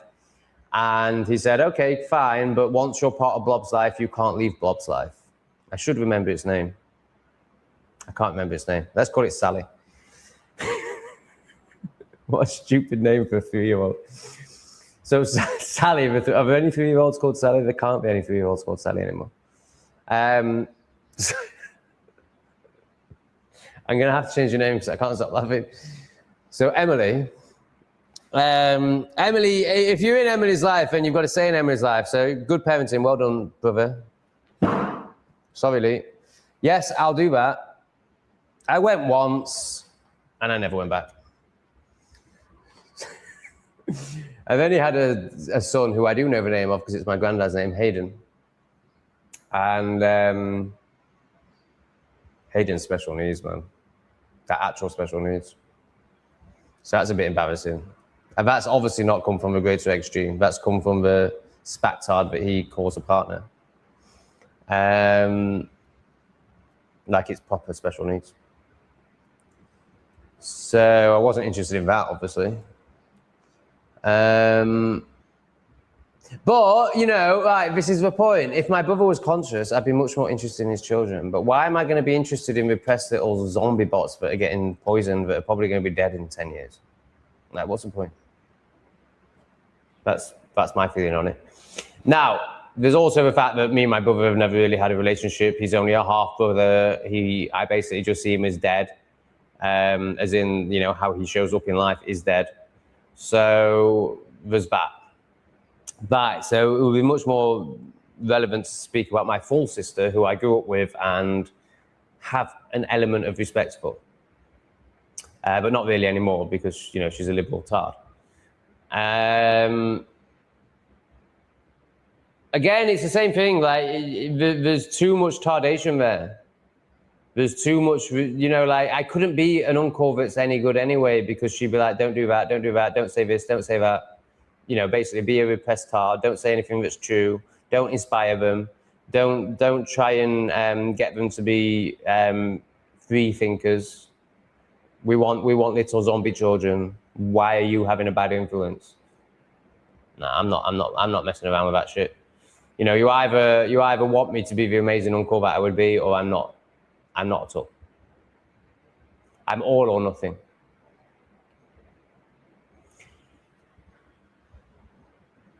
What? Oh my God, I am gobsmacked.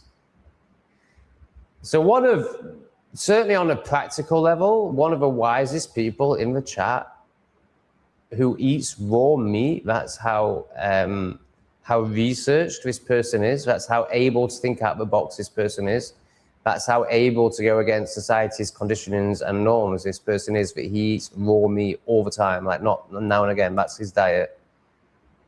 Got the jab. I'm gobsmacked. I got the jab too, but I was freaking brainwashed and too young to know better. Oh, you were only 17, wow. So you're only like 22 now, oh my God. I thought you were 40. I was 17 when the Great Con happened, and my mum's a nurse, so naturally I got the fear-mongering drilled into me every day. Bless you, bro. I really feel for you, man. Because you're amazing. You're certainly no tard.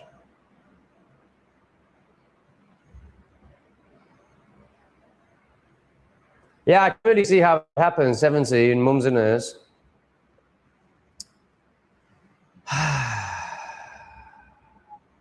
Wow, I'm gobsmacked, but then I'm also gobsmacked you're only 22. So, you know, I can understand how it happened if you were only 17. Honestly, mate, you show up like a 40-year-old. Like, you're so mature and wise. So, presumably you know a bit about detoxing because you know a lot about everything. So, what are you doing about it? How do you feel about it now? What are the practical measures and mental/spiritual measures? How do you face it? I mean, this guy's a prick. So obviously his opinion is relevant. But who's this Lee geezer? Drop him out. The videos are boring. Oh, maybe he just means the one with Lee.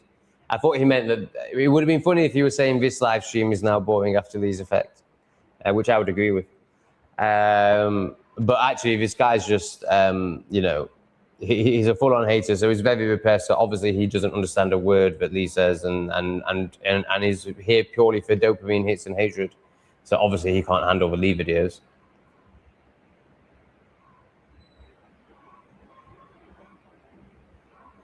I'm not sure what you're referring to, Riley. But Cole agrees with you. I agree with Riley. Our children's soul are the most important part of our lives. This is why they attack the families and children to knock us and souls off balance. Yeah, totally agree. No, Rachel, not at all. Like, look how I'm more than happy to sit down with Lee. I'm more than happy to receive reflections. You can't offer reflections because you're just projecting and trying to be, you're desperate for me to see you as equal. Now, Lee's telling me that everyone is equal, so in one sense, I'm sure you are. But, intellectually, consciously, we're not equals. Stop pretending we are.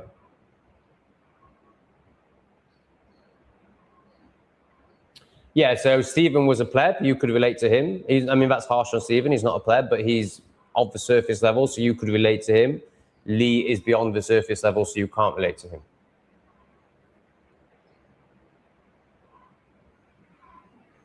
Jackknife TV, yeah! How do, Tom? Hello, all. Fell asleep waiting for last night's live. I don't think there was one last night, was there? Nearly missed this one. So many family NPC tangents. Nearly missed this one. Thankfully, back in the bunker of the Om with Tom. The Om with Tom. Wow, that could be a good heading if I ever get to a state where I can Om. As in, I'm peaceful and not a crazy cat. I'm not as mad as a box of frogs. I haven't spoken with my last sibling for 11 years now. Yeah, nice. I'm probably about the same. I think it's certainly 8 or 9 years. I don't think we'll ever speak again. And they've cancelled my dad's funeral over it. My dad's not dead. Over this surface level disagreement that means absolutely nothing. That happened many years ago. My dad is not having a funeral because my mum is so petrified that my sister will have to go through the horrors of ever seeing me again. Because obviously my sister's a golden child and I'm a black sheep. So she has to protect the golden child from the black sheep. So they've cancelled my dad's funeral. It's just so funny. And obviously my dad's so repressed and just does what he's told. But he has now told himself that he doesn't want a funeral, whereas actually he's just been told he's not having one. It's just hilarious. It's like the best NPC story ever. Like it's absolutely hilarious. But it's also, I just feel for my dad, really. Like, not that, funerals are satanic events anyway, I'm sure, so it doesn't really matter. And it's a relief for me because I don't have the moral dilemma of do I have to fly back for my dad's funeral now, because there isn't one. Because I wouldn't want to. It would only be out of obligation and society's judgment that I would ever do that. So, yeah, win-win-win as far as I'm concerned. But just fucking hilarious watching these spackers that I call family spacking out over something that happened 8 years ago and is surface level and completely meaningless. No, I've genuinely forgotten my niece's name. What was she called? Nah, I have no idea. Don't care.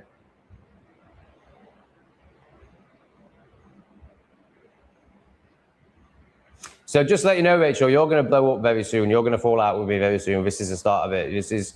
So as you can see, I am with Lee. We project onto, let's just say, our teachers, people who are helping us and are higher than us and are giving us strong reflections to help us. But it's inevitable we end up falling out with them and end up projecting onto them and end up making them the wrong guy. I'm determined not to do that with Lee because I've experienced it enough to know that it's my ego. But you're about to do this. You're doing this now through this live stream, and it's about to explode.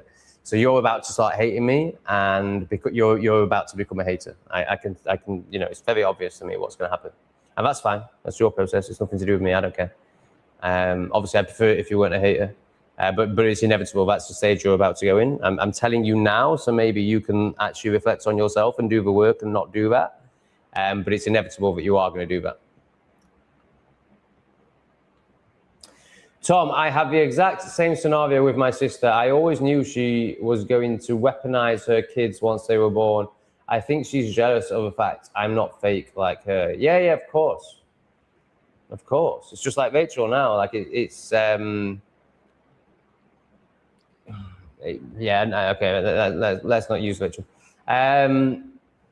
Yeah, there's a lot of jealousy in there. You know, the repressed don't like the free, quite simply, because you show them how repressed they are. This guy's a great example. So repressed, so hateful, because, you know, I'm constantly shining the light that he doesn't have. So he has to do things like, oh, you're disgusting, you're this, you're that, shame me for not remembering some pleb's name that means nothing to me. Like, no, you can't shame me, bro, you're pathetic. you live in shame. So this is to the cool guy that got jabbed at 17. Also research how to limit the long-term effects of a jibby. Also, yeah, it's basically saying, yeah, I mean, I'd be amazed if he's not doing that. Because this guy's like sending me information. He's emailing me with loads of great information about diet. So there's no way this guy hasn't looked into the detoxification.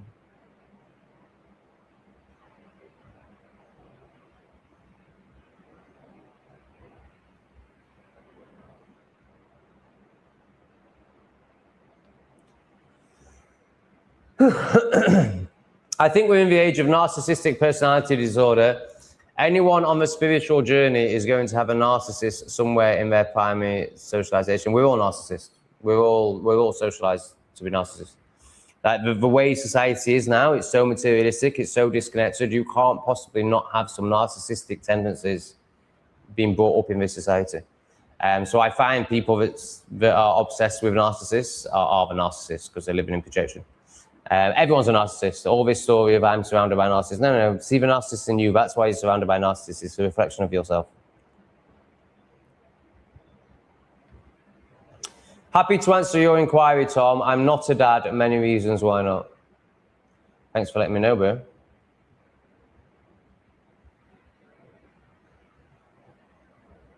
Oh yeah, I've done that. Again, you want me to be the bad guy. So you're making me the bad guy and you're making stupid assumptions. Of course, I've just said, yeah, that's fine. I just won't come to a funeral. Oh no, we're not having one. They still need their little fear, repression story. So yeah, of course I've done that, you stupid retard. How can you be so fucking stupid? Fuck you, Lee. I'm giving it to these cunts. How can you be such a fucking retard who just lives in complete assumption and noise and chaos and then comes onto the stream of a conscious person where there's some conscious people and just retards all over it, you fucking spaz. Fuck you, you fucking cunt. All send me money now. Fuck off. Okay, now that's out of my system, we can carry on.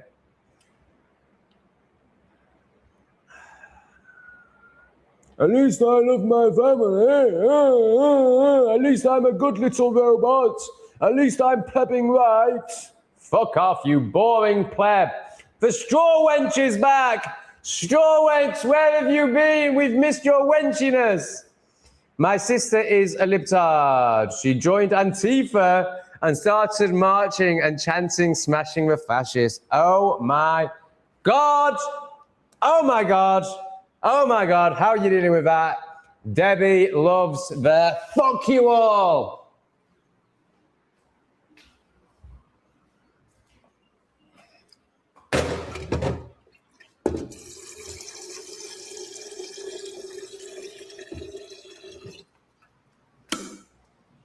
Oh God, such repressed fucking twats. Can't be vulnerable, can't fucking express, can only fucking judge. How boring, how fucking boring. Do you not get bored of being a repressed fucking pleb? Do you not get bored of having no backbone? Do you not get bored of pretending to be nice so that fucking retards don't dislike you? Do you get bored of treading on eggshells and not saying what's true and what you really think? Or are you so repressed that you have told yourself that what you think is correct and that you don't need to look at yourself or question anything? Oh yeah, you are that fucking retarded. Fuck me. And you're on my live stream and I'm supposed to not react. And I'm supposed to not demand money when I have to deal with such utter utter Goius Plebeius Retardius. Fuck me. What a stupid fucking existence. However, this flower is very beautiful. Send me money, bitches.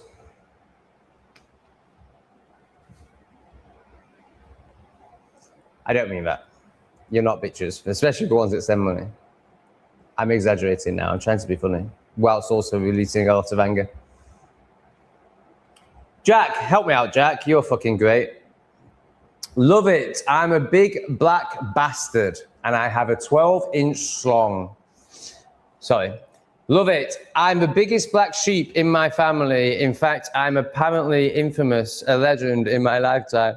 Apparently, they get most annoyed that I feel no shame and embrace it like a badge of honor. Jack, I fucking love you, bro. Well said, mate. Well said. Can you give it to the plebs?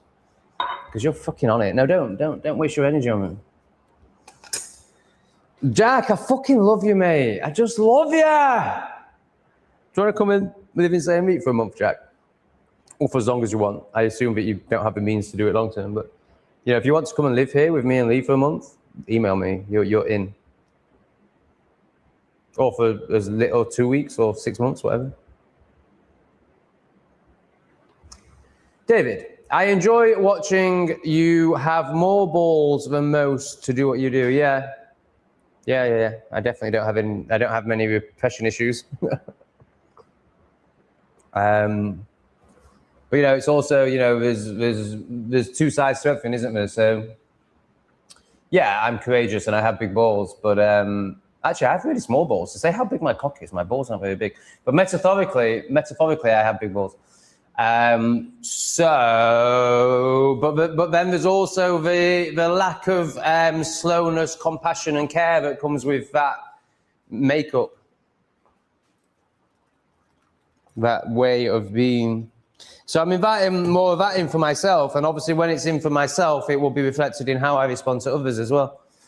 But yeah, I think I'm great. I like it too. I don't know what Lee's fucking moaning about. I'm the best person in the world. What's he on about? Now, is there enough space to get those flowers closer? I'd come to the conclusion that I couldn't do this, but actually I think there is.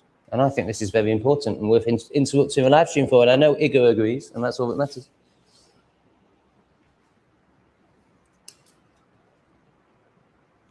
There you go, Igor, that's for you. And Debbie, and all the other good ladies. And any men that aren't so repressed and scared of their feminine side, that they can appreciate it too.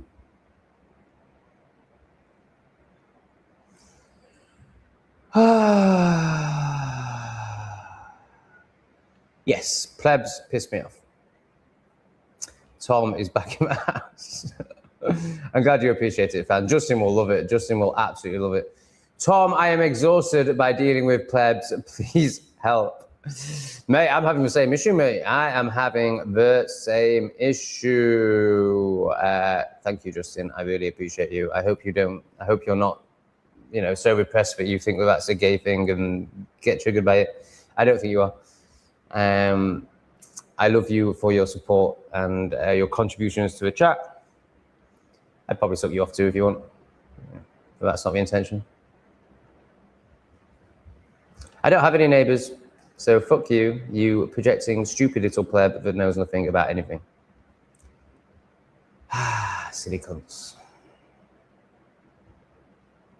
Silly, repressed, projecting, stupid plebs.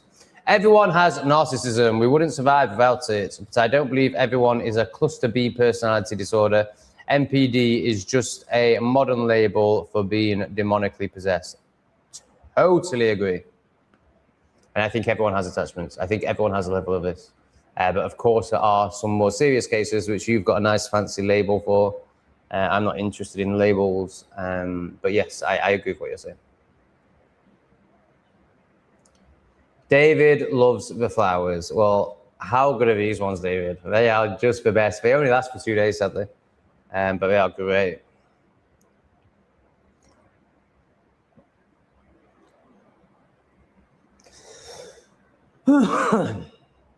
All right, that's the end of the chat. It's getting a bit weird for this one. Oh, it's getting a bit out of the box. Oh, I'm not used to this. I'm not used to somebody expressing honestly and openly and truly. I'm not used to people that aren't repressed. I've only ever seen repression and lies and indoctrination, and I think that's normal. Yeah, flowers are the best. Right, I'm going to go and shit. Get some comments in if you want this to continue.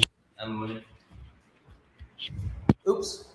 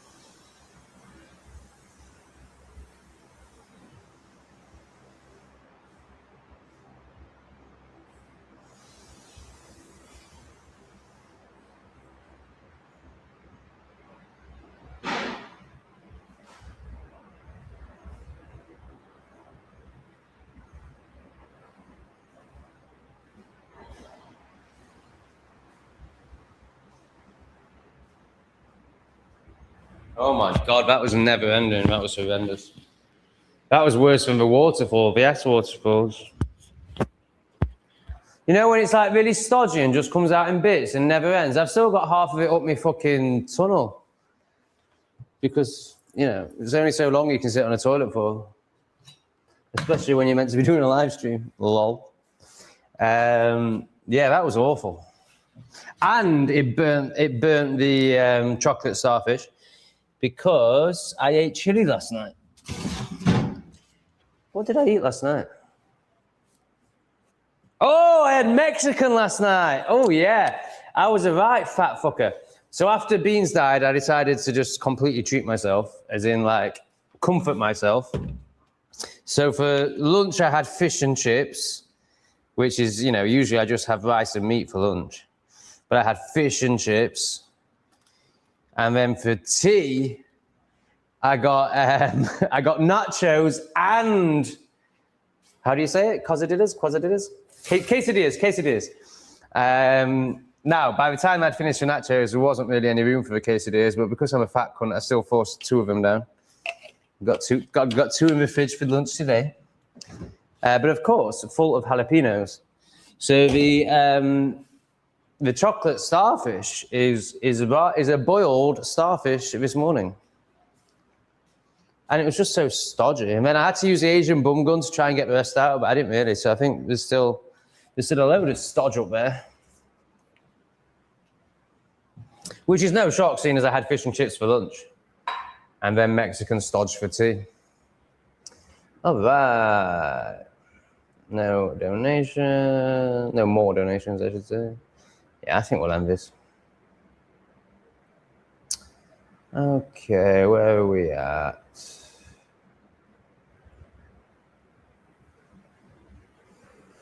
Yeah, she's definitely about to turn into a hater, which I've seen for a long time because it's this entitlement issue. It's this she has all these expectations of me based on her own repression and entitlement, and of course I'm not going to fulfill any of them because they're all retarded and all about her, and they have no perspective of, you know, the other me, and the fact that these are my channels and are here to serve me, not her. So it's inevitable. I've always known that Rachel will end up being a hater. Ship who comments only required, no cash for you, carry on Tom, perhaps you have learned to take on, but oh my God, how dare she? She's got so much work to do, so much self-reflection to do, and she thinks she can advise me. Rachel, you're making a fool of yourself. Debbie can see it. You're making a real fool of yourself. You're really showing how low consciousness and intellect you are here, which we've all known for a very long time. I've tried helping you. I've tried being nice with you, but you're really showing the Rachel that I've always known you are here. Now, of course, that's not the real Rachel. That's not the authentic Rachel. Underneath this bullshit is a real, loving, authentic, I don't think ever high IQ, but, you know, potentially, I don't think high consciousness is actually a potential for you either. But, you know, more conscious, let's say. You know, there is a much better version of Rachel underneath it. But I know this. I've seen this. I've seen this coming. It's very obvious. And people like me and Debbie can read you like a book. She's trying to tell you to stop because she can see what you're doing. We can all see what you're doing. There's a few other plebs in the comments that will obviously, I'm going to say reinforce, but was a better word, that will, through their own repression, be like, oh, great, there's another one. Obviously, they won't use this language, but there's another repressed one, so I don't have to look at myself. They're not looking at themselves too. We can all just be victims and blame others together. There's a few of those here tonight. But the good ones, look how the good ones are responding. Catch yourself, Rachel, before you burn bridges that you will regret. Yeah, Rachel is the new Sophie. I mean, there's a reason why I had them on the same, you know, I used to speak about them as if they were the same person. And then Rachel made some improvements, but I always knew that this was going to happen. It's obvious, like when you're as entitled as she is, this is inevitable. And she's strongly entitled. Now she's trying to show some wisdom by just banging on about beetroot. Very obvious, very boring. Yep, Rachel's a spaz.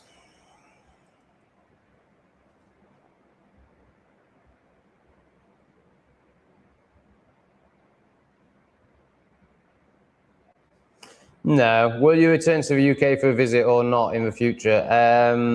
Yeah, I mean, right now, the only reason I'd go back is if one of my parents are ill, and I still don't know if I'd even do that. One, because my parents haven't really, it's a difficult one because they've done so much for me in so many ways. But also, they don't respect me for the man that I am.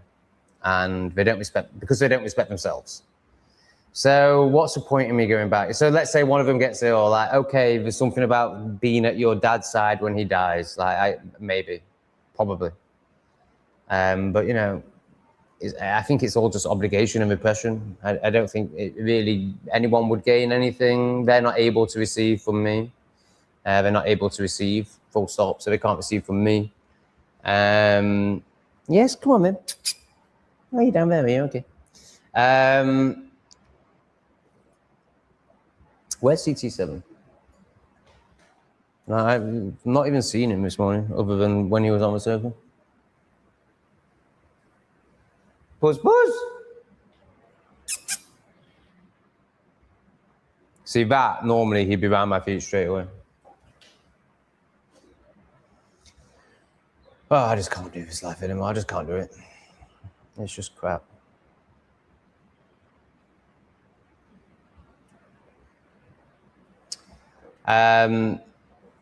So no, I don't think so. And then there's also, you know, am I risking my freedom by going back to the UK? Will there be police waiting for me at the airport? Probably not. I'm a small fry. But I've definitely said things that other people have gone to prison for. So if we got a Rupert Lowe government, which obviously would still be part of the same club and would still be there to enslave you, but it would look quite good for a while, and it would be like when Donald Trump came in and a few things changed, like men are men and women are women, and everyone cheers that. But that's only because they've swung the pendulum so far into insanity that just saying basic obvious stuff now feels like a win, but it doesn't change any of the fundamental things that are enslaving everyone. Well, Rupert Lowe will, of course, be exactly the same. But there will be a period where it will feel good in the UK if Rupert Lowe comes in, and it would feel safe for me to come back. If I was in Europe, I'd probably fly in just to see the flowers in spring, because I love English flowers. I love England. If I was making shitloads of money and money wasn't really a thing, I would like to come back and rent a van and go around Scotland maybe, or something like that. But then there's also the becoming a tax resident thing again. So I forget what it is, but basically I think for the first 3 years, if I spend 16 days in England, then I become an English tax resident again. Obviously, I don't want to be an English tax resident for moral reasons, actually. I mean, obviously for financial reasons, but actually moral reasons. I think morally to be paying tax to these scumbags is very weak and very repressed. So I don't want to be doing that. So I'm just going to see if it's any better with these lights. Not that it really matters. Just noticing a shadow on my face, wondering if I can get rid of it. No, not really. We've already discovered this. I don't know why I'm doing it again. So would I return to the UK? I mean, you know, it's a 12-hour flight and it's £1,000. Like, no, I hate flying. I hate long flights. Oh, no, it's just so not worth it. Yeah, if my mum was dying, we would find out. If my dad was dying, I don't think we'd find out. If my mum was dying, I think we'd find out. And I think I probably would go back. But then there's all the sister issues, which aren't issues from my point of view, but from their point of view, it's like worse than death. So. Jack, bless you, Jack. Fucking Jack is definitely... Oh, this takes way too long. I'm so bad at this. I'm just so bad at life. I can't do life anymore. I'm finished. He's definitely my brother and a hero. Just for the way he shows up in life. By the way, seeing you use my gift words, chocolate, it was you, Jack. Oh, fantastic. I didn't understand it when you first said it. So I was referring to the chocolate starfish as basically the poo and still using brown eye for the chocolate starfish. But then when I watched it back, I was like, oh, chocolate starfish. It means the brown starfish, but look, the bumhole, it looks like a brown starfish, obviously. So obviously I've stolen that, but I forgot that it was you. So thank you for that, Jack. It is fantastic. It makes me chuckle. You make blunt honesty an art form and give me a giggle every time. I just love you, Jack. We're kindred spirits, man. We'd get on great. I think you're brilliant.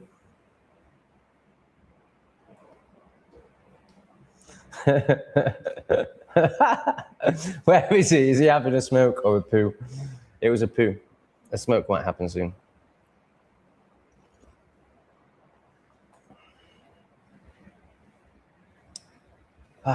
We've got a newish subscriber, Gaz Bob's Life.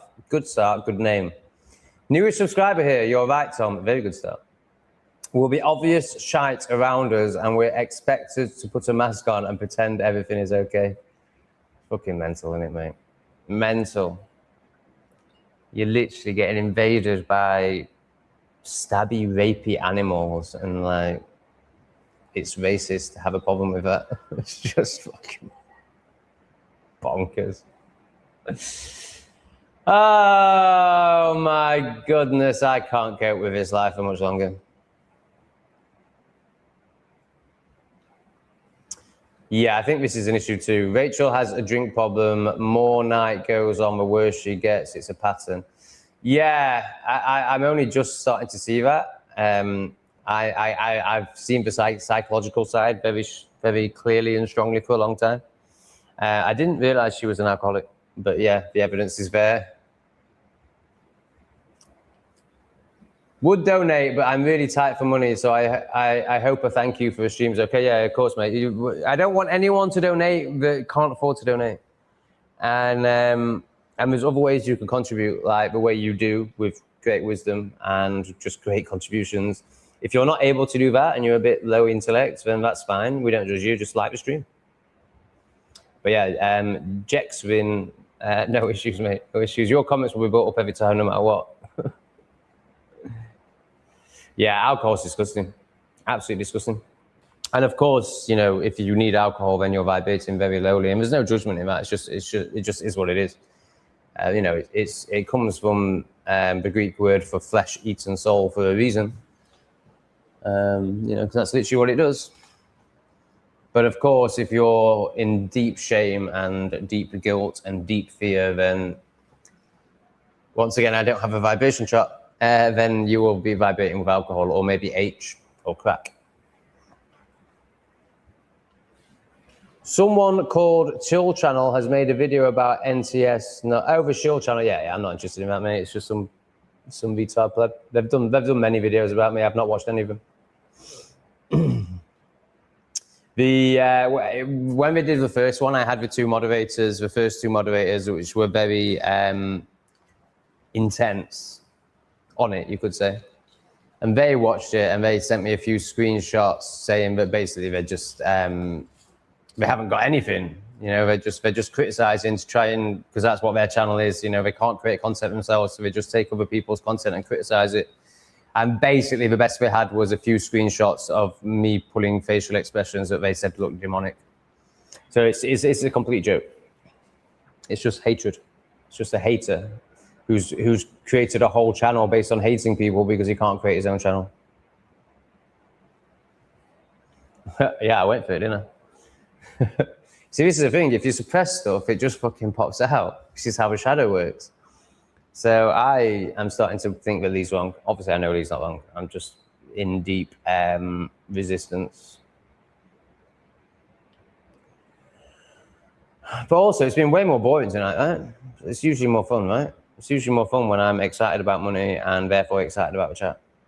So I'm starting to think, not that Lee's wrong. I totally accept that Lee's right, but I'm starting to think I can't do this. I'm no longer doing the work. I'm no longer interested in spirituality. I'm no longer interested in becoming a better person. I'm just going to be a twat. And that's fine because I was a lot happier when I was a twat. So I'm just going to keep smoking, keep shagging. I mean, I'm not even fucking shagging, but, you know, I might start shagging again. I'm not going to listen to Lee. I'm just going to ask for money and I'm just going to be a twat. But the problem is when your cats die, as Lee says, then you'll get a slap. And I literally got a slap the next morning. And if I don't do this work, then they're going to take one of the good cats. You know, it was actually quite a soft lesson as lessons go. You know, it was the worst cat. I should say, it was a cat that I didn't really have a bond with, as opposed to the other two who I absolutely adore, and especially this little tiny one, Calico. And then guess what happens? In that video, you see Lee tell me about the cats escaping off a balcony. So I come back and again, I dismiss what he says and I don't take responsibility. I cover it up with a bag full of soil. Not good enough. I know it's not good enough. When I'm doing it on camera, I say, I know that's not good enough. Don't take responsibility. What happens half an hour later? Knock, knock at my door. Lee's at my door with calico in his hands. She's escaped. She's ran past his door. She could have very easily been eaten by the dogs. So once again, I'm not taking responsibility. And once again, the universe is giving me a very kind warning, like, listen, we're going to take your fucking cats off you. We're going to take your favorite cat off you. Here's another fucking warning. Do you want to take responsibility or not? Because next time, Lee's not going to see it and not going to end up knocking on your door and you're going to find a dead cat. This was 4 hours after Beans had died. So unfortunately, you have to do the fucking work. Unfortunately, you have to fucking become better. Otherwise, the universe just destroys your fucking life. It's shit. I hate it.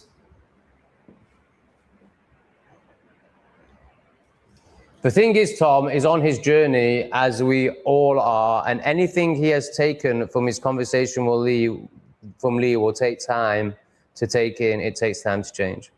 Riley knows because she's doing the work. Debbie knows because she's doing the work. What I see, Rachel, is Tom has taken it in and he will do the work. But as I say, it's not something that will change like that. So Rachel's judging me. I mean, it's just so pathetic when she's showing up like an alcoholic spastard who's clearly in total hatred and repression. I know, I get it. I love Tom. Been watching for 2 years. So I get he is entertaining. Yeah, it's not what she's saying at all. Just not what she's saying at all. Paul gets it. All the good ones get it, obviously. Straw Wench is going for Rachel now for her attention. She used to get dopamine hits off the pointless attention of Sophie. She's lost Sophie now, so now she's going to go for Rachel. You have made me spurt tea over myself countless times. That's an absolute win. Well, sat baking in bed watching your lives. I love that, Jack. I fucking love that. I just love you, Jack.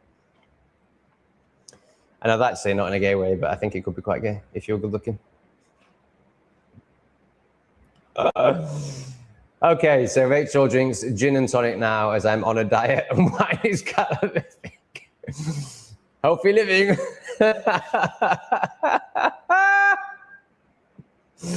Oh, I'm laughing with you, Rachel. I'm just laughing at how fucked we all are, including me. My friend gave me some green herb he grew, Alaskan thunderfuck. I mean, any weed that's called thunderfuck, like, nah. It's called, I think burning down with Tom would be epic. I think you'd be disappointed. It's like that, what's that, that really good mushroom that's called penis envy.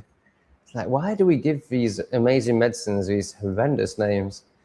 I would be very wary about anything called thunderfuck and what energy it's been grown in.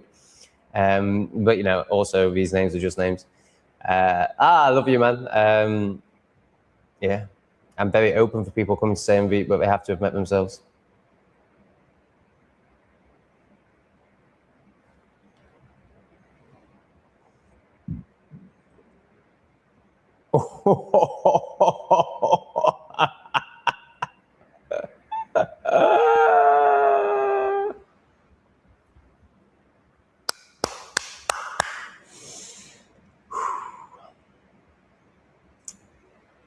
Yeah, it's obvious, isn't it? It's fucking obvious. No, it's not mean. It's reflecting. It's helping. You know, what's mean is people pleasing and being nice when people are destroying themselves. We need to get past this thinking that honesty is rude or honesty is mean. This comes from your repression. This comes from your defensive nature because you haven't met yourself and have never taken an internal breath. You're speaking to two, I'm just going to use, no, I'm not going to use that word. You're speaking to two conscious ladies who are way beyond your level of perception. So again, you need to sit down, shut up, listen and learn. But you won't do that because you're too repressed. And therefore you know, I mean, just look at the libtard. The person that knows literally the least in the world is the loudest. So Stupid people are the loudest. The emptiest can rattles the loudest. That's you. Shut up, learn. Would you say people in Asia are awake or asleep from your interactions? Completely asleep.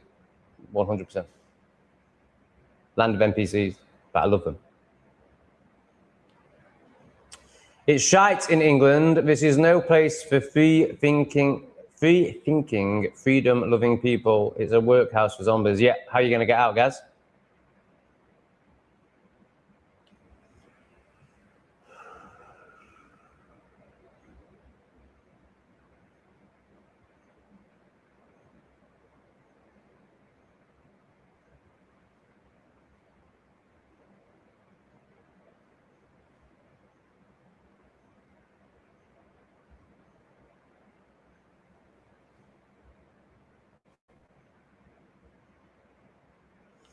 Look at all these excuses, man. It's just so boring. Likewise, Jack. I'm really glad you're here. I think you're the one that's making me most smiling.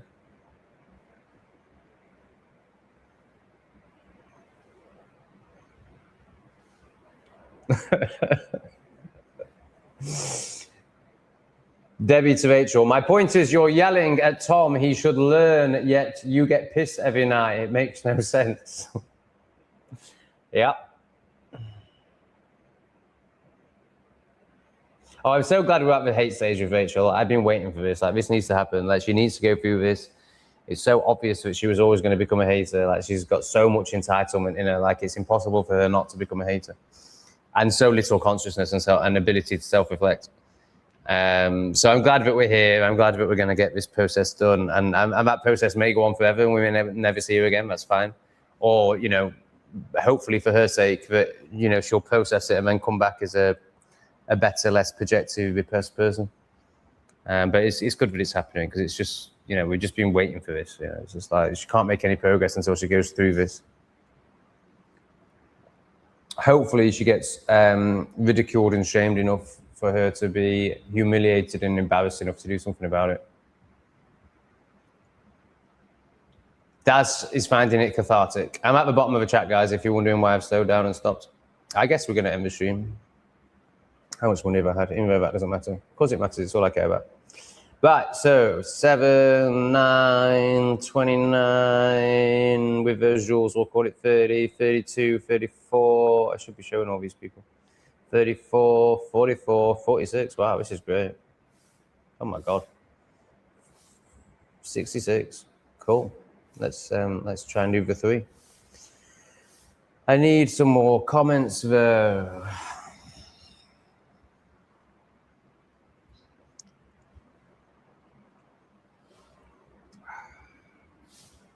Maybe I should end it. What would I do if I ended it? I'd watch it back. I'd have a smoke. It's about 7 a.m. This is the thing, man. I've got 12 hours to kill. Now, I might need to go to a vet's. I don't think I'm going to go there, but I might need to go to a vet's. I really should do something about a bike, although I've accepted that I'm just renting a bike for another. This is what happened in Thailand. Every month I told myself it's the last month I'll be renting a bike. I'll buy a bike this month, and then I ended up renting a bike for 13 months until I got put in prison. Same is going to happen here. I can't do shit. I just can't do things. Doing stuff is just too much. And honestly, if you're just getting through the days right now, congratulations. Like, why am I so obsessed with doing the work and deepening? Well, it's because my cats die if I don't. But, you know, that is the only reason. If it wasn't for cats dying, I would not be listening to Lee and I'd just be carrying on as I am. If it wasn't for the slap that is inevitable, if I don't listen to Lee, because as he says, once you know, you receive the lessons to make sure you embody it. So you can't avoid it. So it's only because the universe is a cunt that I'm still even bothering with this self-work journey. It's only because I'll get punished if I don't.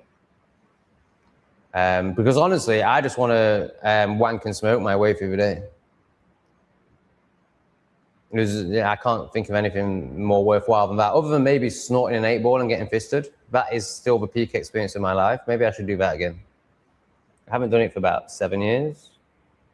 And when I was in Thailand, I got an energy session from someone who, thank you, Rachel. I got oh, there's more. We'll be with you in a minute, Tarts and Tours and Tarts. I did an energy, who knows, man, he was probably full of shit, but, you know, he seemed pretty impressive. And we took mushrooms together and he did all this blowing on me, energy work. And he claimed to have removed a load of demons that had got him when I last snorted. So, and he said, if you ever do that again, man, I'll never speak to you again. He didn't say those words, but, you know, he was like very clear. So, I mean, there's also just, you know, I'm not in a place where I need that shit. I'm not vibrating in complete fear, shame, and guilt. Of course, there's still some of those vibrations in me where I have to do that shit. So there's just no pull to it at all, really. But then whenever it does come up, like being fisted on that powder is still the best experience of your life. Why are you not doing that again? Then I remember the session with the guy in Thailand, and I'm just like, I don't even need to do that. Like, it's not, you know, it's just not something I'm ever going to do again. Maybe. Oh God, I just love it. I just love being treated like a bitch when I started an 8-ball. Being slapped around, being pissed on, being fisted. It's just the best. Right on the edge of existence. Right on the edge of pain and pleasure. Oh, God, the best. If I couldn't find anyone to fist me, I used to get my Hoover and I used to bounce on the handle. So, you know, think of a standard Hoover with like a pretty thick handle. Like, fucking great fun. Oh, I miss those days. Thank you, Rachel. Thank you, Rachel. Good sign. But I still think what I said is going to happen. I still think you're going to become a hater. Because now what you're doing is you're trying to buy me, maybe. Like, you know, maybe you're giving without expectation, but from every way you've shown up in the past, I imagine this will come with expectation attached. And the expectation will probably be, if I send Tom a fiver, he'll stop being nasty to me. He'll stop reflecting the truth to me. Well, that's not going to happen. So I think you're going to hate me even more now. Tarts and Tours. Teas and Tarts Tours in Manchester, even though it's actually in Pennsylvania. Can you explain that to me, please? Hey, Tom, to answer your last question, my name is Michelle. I left the UK 14 years ago, could not stand what was happening over there. Amazing. Are you concerned that the same are you concerned that very similar issues are prevalent in America too? Do you feel safe in America? Why is your title Manchester when it's Pennsylvania? Those are the next set of questions for you, my love. Thank you very much for your support. This is for Rachel and the tour of Teas and Tarts in Pennsylvania, but pretending to be in Manchester. There we go to those wonderful people. Sadly, the comment is covering up the last one. Let's try and change that. No, that didn't help. That might help. No, that's not helping either. I give up. Okay, back to the chat. Let's get rid of this childish stuff on the screen, but people seem to be childish enough to child with me, so that's good, because I like them very much. All right, that was very motivating. Thanks, guys. Thanks, ladies.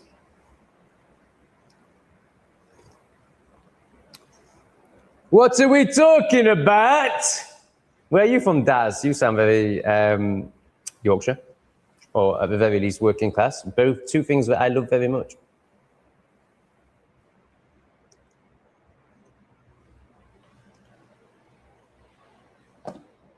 Hello, baby. You know, I have always said stoners don't riot. Then I remembered the battle of the Beanfield. Oopsie. Oh, I don't get it, mate. I'm sure it's very funny though. Oh no, she's sneezing again. Oh, my little sneezy pussy. Oh, you're gonna be okay. Yeah, you are gonna be okay. Because you're my favorite thing in the world at the moment. Other than Igga and Debbie. And a few other good ones, but particularly Igga and Debbie. And I suppose Lee. But you're the best thing in the world to me right now. You're just my favorite little bundle of joy. And I love how loving you are. And how much fun you are. I don't like it when you chew my wires, though. But you're worth it. I'm happy to lose wires for you. Just please don't try and get off a balcony and get eaten by those doggies. You won't like it. She's so brave, so courageous. Like, I imagine she was just loving life down there. Like, you know, and again, this tells me that she wasn't part of a traumatic event because she doesn't seem to realize how dangerous it is.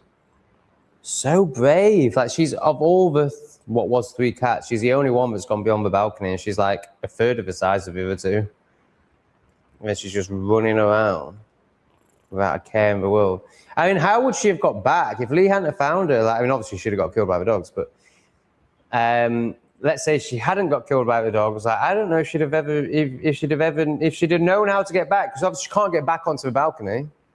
I assume. Maybe she can. I doubt it.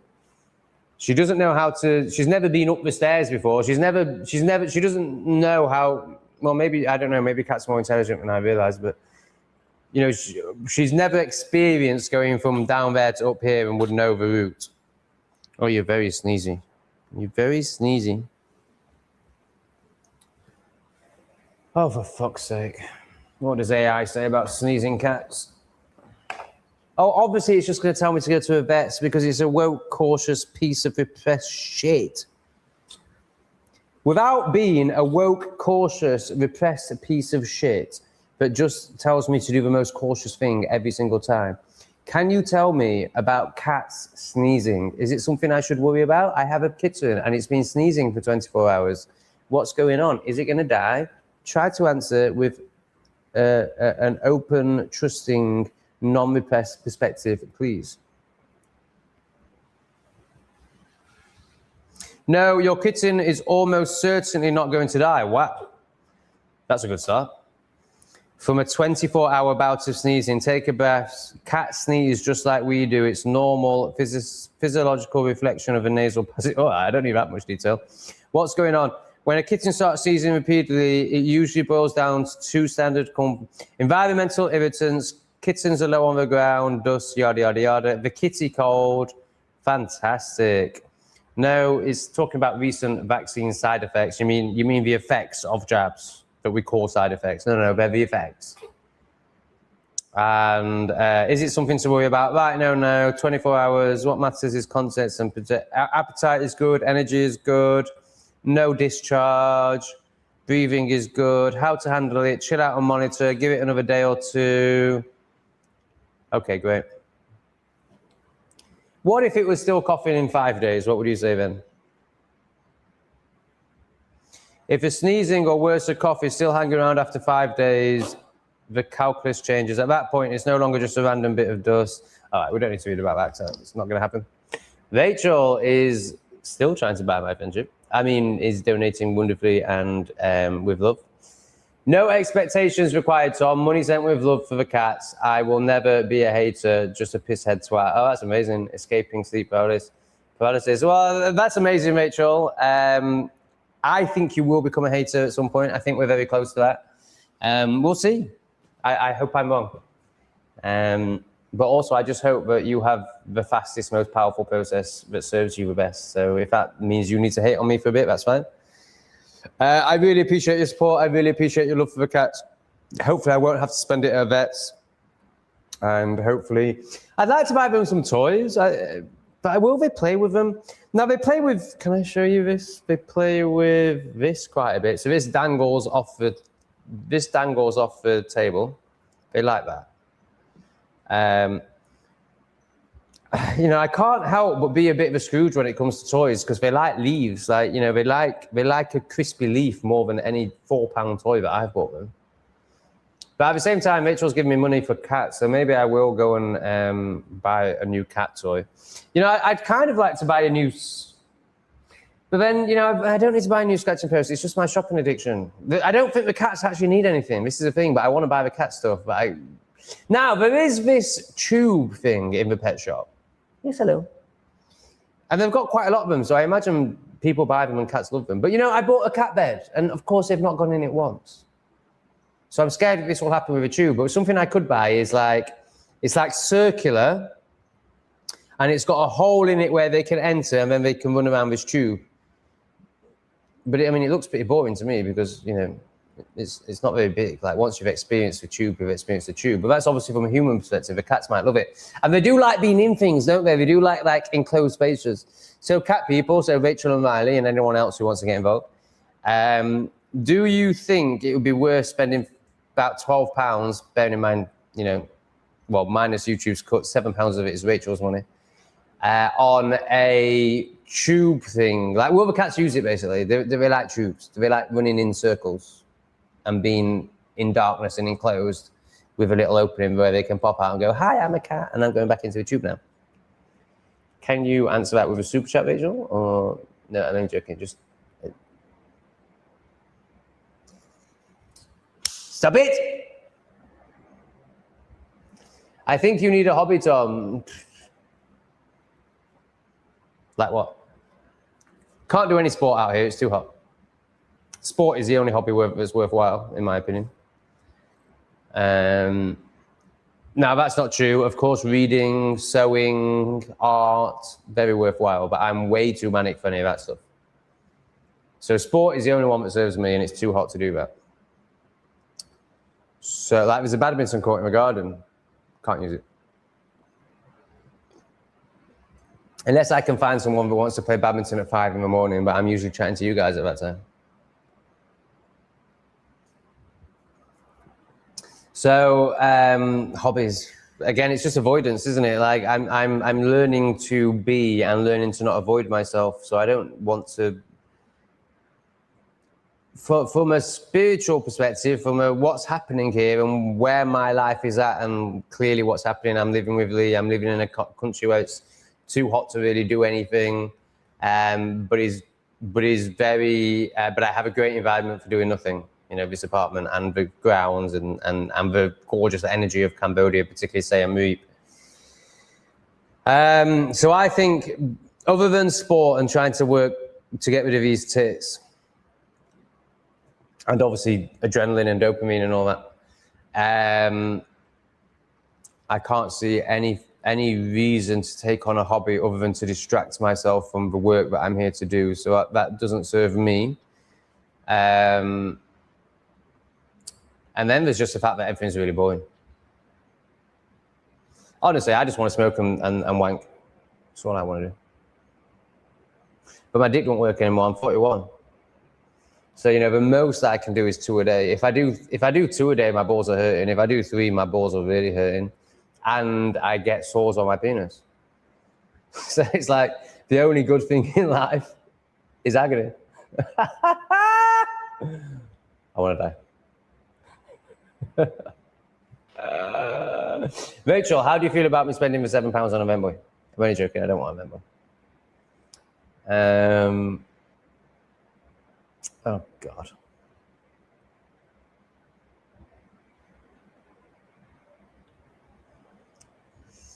Yeah. What do you want me to do with that message, Darren? Do you want me to email you back like, oh yeah, it's terrible. Here's some more stats for you. Oh, yeah, we know. Yeah, we know it's bad, man. Jack, I find out. Oh, Jack, I'm falling in love with you. Shit. I find alcohol being. Are you ugly, Jack? If you're ugly, then there's no problem because I'm very shallow. If you're hot, have we found out how old you are? I think you're like late 20s, so that could work. As in, you know, I could actually find you attractive if you're really hot. But then I've got tits and I'm fat, so it's pointless. And you're not gay, so it's even more pointless. I find alcohol brings out the worst in people because it feeds the ego too much. I avoid it mostly because it can encourage my inner spaz. Yeah, totally, man, 100%. And then, have you done Charlie, Jack? Oh my God, talk about feeding the ego. Oh my God, I do not shut up on that thing. You can imagine how horrendous I am on Charlie. Oh my God, I can't shut up. I can't listen to anyone. Everyone just has to listen to me when I'm on Charlie, or fist me, or fist me and listen to me at the same time.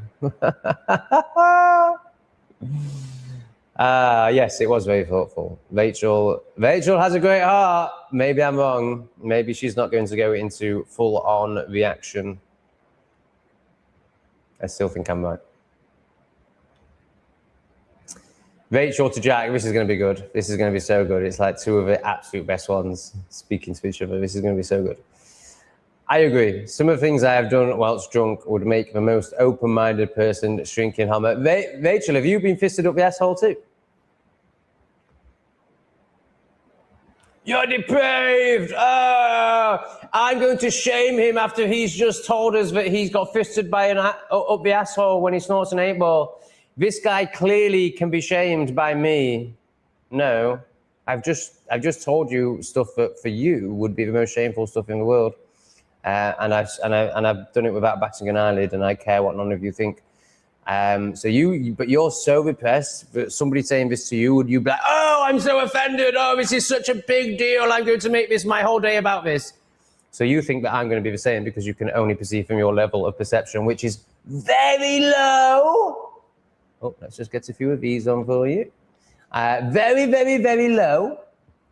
So no, you're not going to be able to shame me because you're a spaz. And only spazzers do shame. So you're projecting from your only place of perception, which is spaz. I'm not a spaz. I know that's hard for you to believe. I know you have no concept of what not being a spaz is.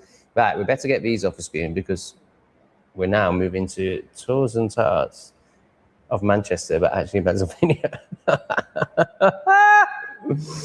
Another fiver. Thank you, my love. Hi, Tom. Yes, I feel very safe where we live. It's called Manchester Teas and Tarts Tour. As where a tea room I am from. And tarts. It's called Manchester Teas and Tarts. Has where a tea room I am from Greater Manchester, Wigan. Right, so I think basically she's gone to Pennsylvania and she's created an English tea room based on her Manchester vibes and Manchester knowings. So she's called it Manchester Tea Room in Pennsylvania. And it's worked a treat because Americans love English people, like ridiculously so. Well, rightfully so, because we are amazing. We certainly were amazing. And one's like, oh, is it Michelle? Is that right? Manchester Teas and Tarts. Can you confirm that? Because I'd really like to stop saying this massive title. We're going to go with Michelle instead. No, we're not going to guess. Even though I feel like that's come up in the chat tonight. Teas and Tarts. I can do that. Teas and Tarts. I can't remember what I was going to say about it, but it was something very good. And there's definitely a lot of... I don't know if Pixie's right for you. I mean, definitely just angelic. I don't really like that one, to be honest. It's a bit too standard, feminine. It's not risky. Like, I feel like this is a bit more risky, but actually most women will prefer this, especially the ones in this chat. So we're going to go with that. And we're also going to chuck in an angel face, but there's no point doing that because the angel face is underneath the comment. Oh.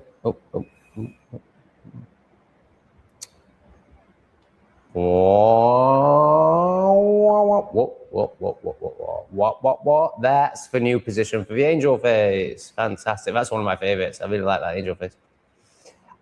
Just like Teas and Tarts is one of my favorites. Thank you very much. I really appreciate it.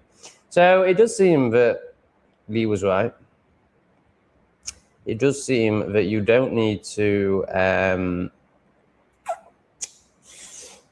threaten your audience to be received, loved, honored, and to experience flow with.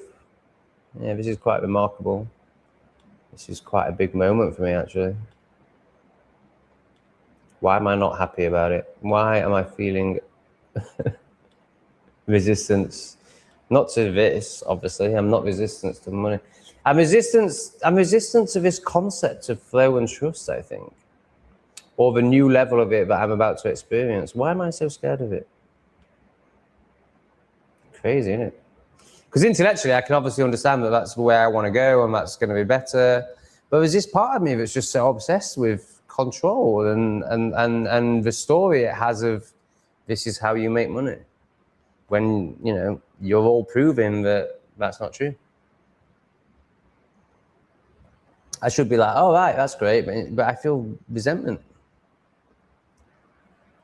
I guess this part of the ego is holding on strong.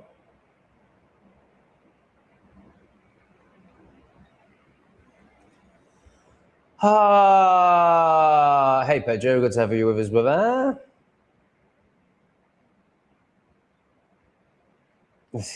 Where are you from, Darren? You're so working class. I love it. What's not good for who? Context, please, people. Context. I am a pothead. It's 6 in the morning, and it's a lot to take in. You can't remember every comment, and you can't remember the context. So please add context to your comments.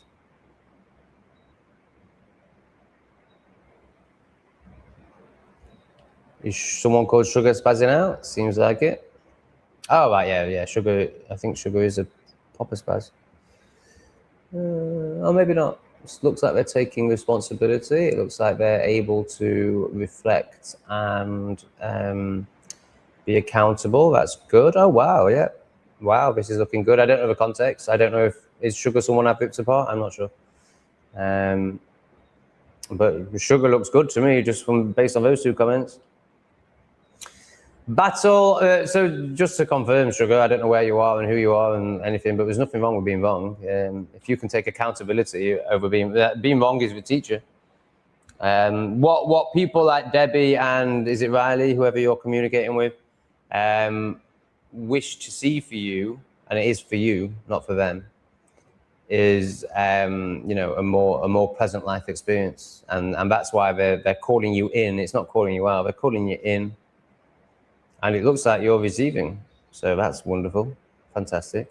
No one cares about you being wrong. It's just, can you take accountability? Can you make the changes to better your life for your experience? Battle of the Bean, Field Hippies versus Police banned the Stonehenge Festival 1985. Over 250 arrests in one day on record in the UK. Yeah, I don't know much about it. You kind of reminded me of it. I have had an awareness of this happening, but I'd forgotten it. Now, Stonehenge was actually, you know, I think that's all just a big con anyway. There's another circle that really conscious people go to. It's not Stonehenge, which is actually much more, but it doesn't look as good. It's more destroyed, but that's energetically much more powerful. So I think Stonehenge is just for plebs anyway. But yeah, I'm sure there's relevance to what you're saying. I'm too tired and don't care enough. Sorry, Jack. And also, this is happening.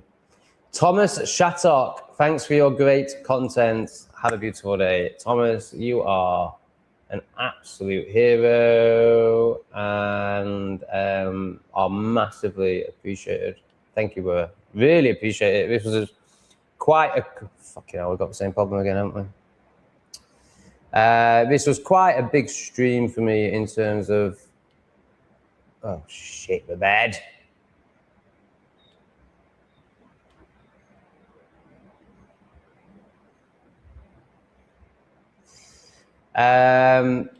In terms of my process, my learning, my journey, my trust, whether I would ever stream again or whether I would stream again this week, it probably is more realistic. And yeah, you're one of many people who have really helped with that. It might not be showing in the way I'm showing up right now because I'm still processing, and it's a deep one, it's a big one. But yeah, this is definitely going to help me lean into this new level of trust and flow that Lee is encouraging in my life. Thank you. Yes. Are you smoking around them, Tom? My cat can't cope with smoke. Yeah, I am. So in the daytime, the door's always open, the fans are on, so I really don't think it's an issue. In the evening, the door is closed, the fans are still on, it's a very high ceiling. There's no, it's not like, you know, it's not like when you go, there's no layer of smoke. You know, you don't see the smoke. It comes out of my mouth and it disappears. This is a big flat, big space. Very high ceilings with a big ceiling fan constantly doing that. So I really don't think it's an issue. I've never seen the cats bat an eyelid when I'm smoking or it affect them in any way. So I'm sure, you know, I totally agree with what you're saying, of course. if you're in a small flat with a low ceiling, then I think it could be an issue, but I just don't think it's an issue with where I'm living. But nice suggestion. Oh yes, I will buy some catnip for sure. I want to get my cat. I want my cats to be smackheads. So yes, that's what I will spend Rachel 7 on. Catnip. Great suggestion. I can't wait to see them like crack whores on catnip.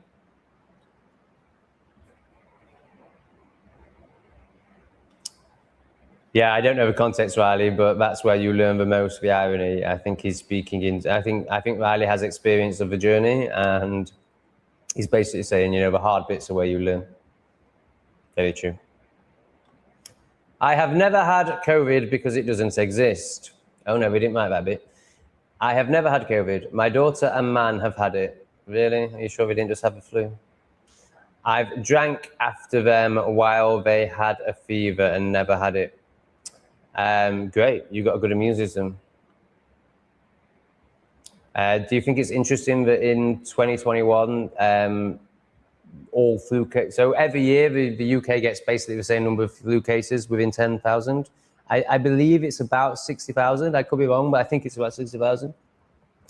Every year, between 50 and 70,000, if the 60,000 is true, but you know what I'm saying is true, whether the numbers are right or not. And in 2021, there were 0 cases of flu and there were 60,000 cases of COVID. Do you find that suspicious at all, Sugar? Do you have any questions around that, Sugar? Or are you honestly still buying this bullshit? Tube, right. So I think this is in reference to the cats thing. Oh, here we go. My cats don't use the bed, but love tubes, and they broke them. Okay, that's good.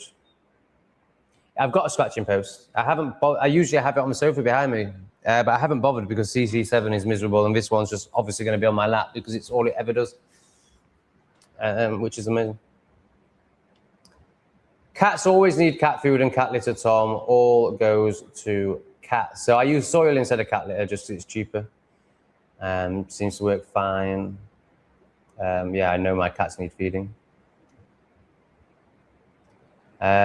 Tube. Yeah, okay, I'm going to go and buy the tube. They like little fake mice on sticks and catnips. So I've got a stick thing, but they don't seem too interested in that. They seem, you know, I see what I get out of that I can just do with my hands, like play fight with them. Well, with this one. See, I haven't played, CT7 hasn't instigated any play fighting with me, so I haven't done it with him. But this one absolutely loves it. Cats love them, or at least my 5 do. Okay, well, that's very good evidence. He's got 5 cats and they all love them.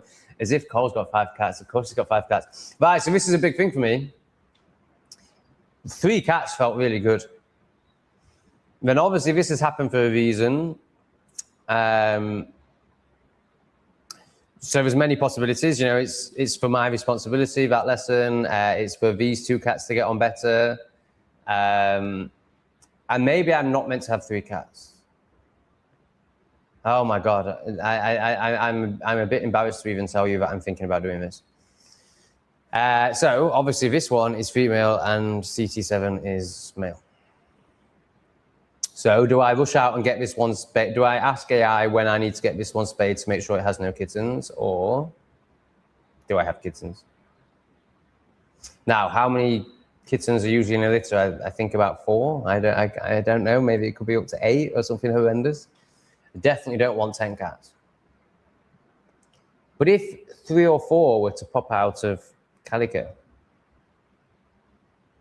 Cole has 5 cats. Me and Cole are kindred spirits. I mean, we're actually very different, but we're kindred spirits. Cole, do you recommend having 5 cats? Now, the only thing I can really think of that wire chewing pisses me off. If I've got 5 cats, there's more chance of that. But to be honest, it's worth it.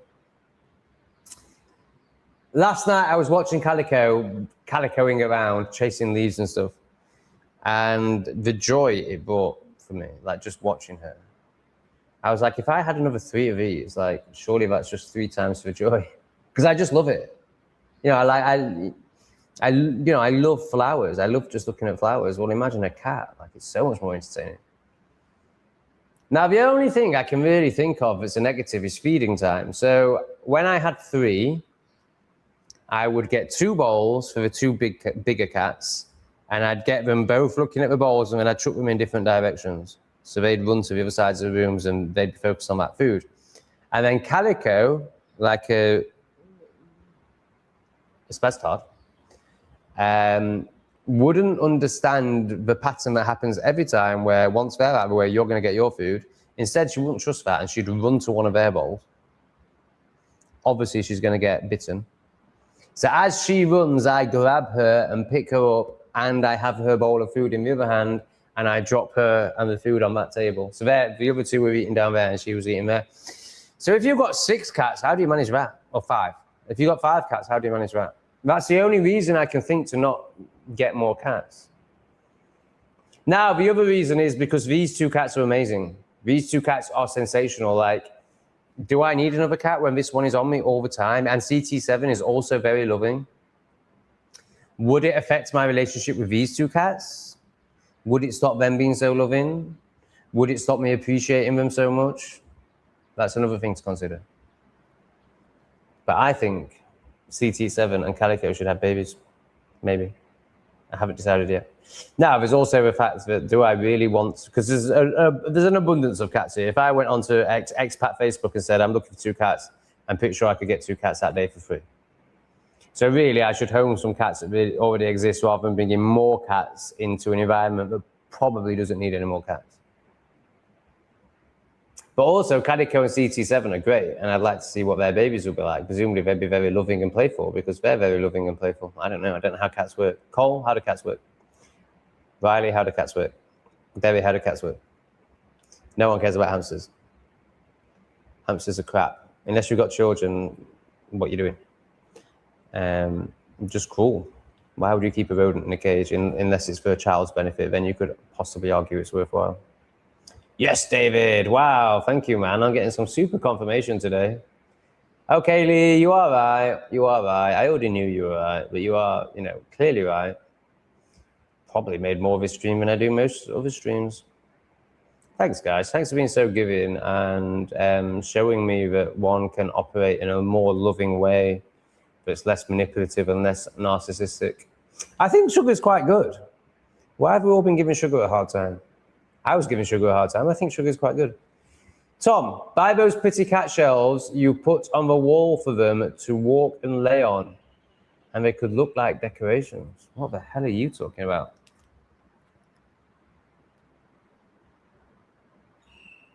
So I'm Googling cat shelves, and I'm going to click on images. Oh my God, they're amazing. Oh, wow. Can you get those in Cambodia? Can I build them myself? Can I order them online? Oh my God, they are unbelievable. And that would be, if I'm going to get 5, I am going to get 5 cats. There's no point answering that question. I'm going to do it. The question is whether I should breed these 2 or just go and get other ones. Now, that makes having 5 cats a lot more. Oh my God, I mean, that's just outrageous. Oh my God, right, money in the chat, please. This is going to cost thousands. I could get really carried away here. You can get all of that for $559. Oh, shit. Oh, shit. This is a game changer. Who's this? Sugar. We like you, Sugar. Right, guys. Can we have a donation for $559? I would like to buy this for my pussies. Now, you've got to take into account YouTube's. If you're going to send that sort of money, then can you please use the Patreon and buy me a coffee down below? Because YouTube will take a nasty percentage. But that's fine. It's worth it for the super chats and the live stream. But if you're going to send a big one, I don't know why I'm even talking about this because no one's going to do it. And I don't expect anyone to do it. And that was a joke, and now I'm talking about it as if it's serious. But who knows, man? Maybe someone will. Then you've got, you've got PayPal, and then I'll get 100%. Is that in the comment section? Hopefully that's in the comment section, in the description. If not, buy me a coffee, and the other thing is Patreon. Oh, shut up, Tom. Just be grateful for what you've got. Thanks, guys.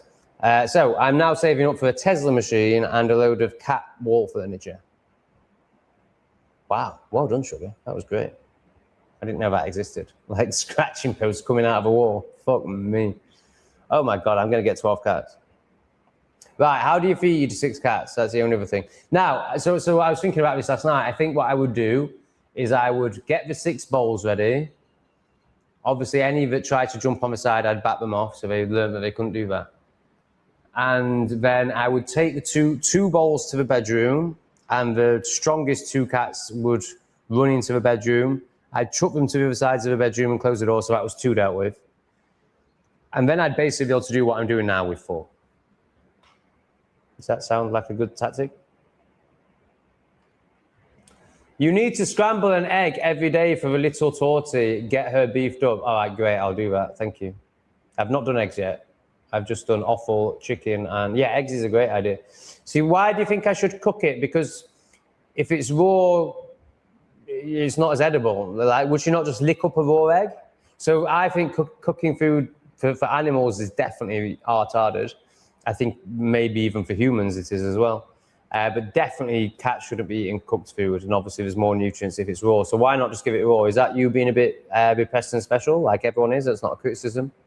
You know, the person that I got the cats off, super conscious, cooks the meat for them. Mental. The Alaskan thunderfuck, the underfucked, I think it's thunderfuck, is good, Tom. Laughing my ass off. You make me laugh. Oh, it's sugar again. I really like sugar. Sounds like a heavy indica to me. Is that right? I like an indica sativa mix. Right, if we're going to carry on, I'm going to roll up a roll up. Are we carrying on? I mean, David's chucking the jewels in now. Oh, no, it shouldn't be based on that. It shouldn't be based on that. It should be based on whether I'm enjoying it or not. I am enjoying it. I think, am I enjoying it? I don't know. I don't enjoy anything anymore. So Riley's got something to say. If your landlord allows, he's not relevant, then the shelves sugar suggested are a good idea. So let me just clarify. He's really cool is what I meant there, and he's really chilled out.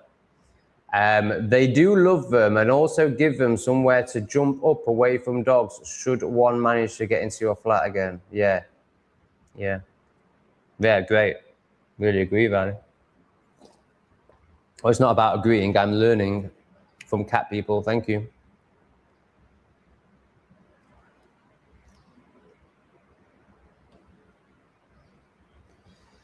Yeah, might roll up a little. There's no need to. I really should just end the stream and then watch it back and have a smoke then.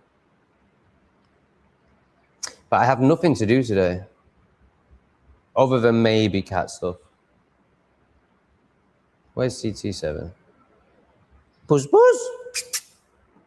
Not you, you're already here. CT7! What are you doing? Where's my little puss puss? Are you back in your hidey hole? Oh, he's in his hidey hole. CT7 is traumatized. So when I first got beans in CT7, they were the first 2.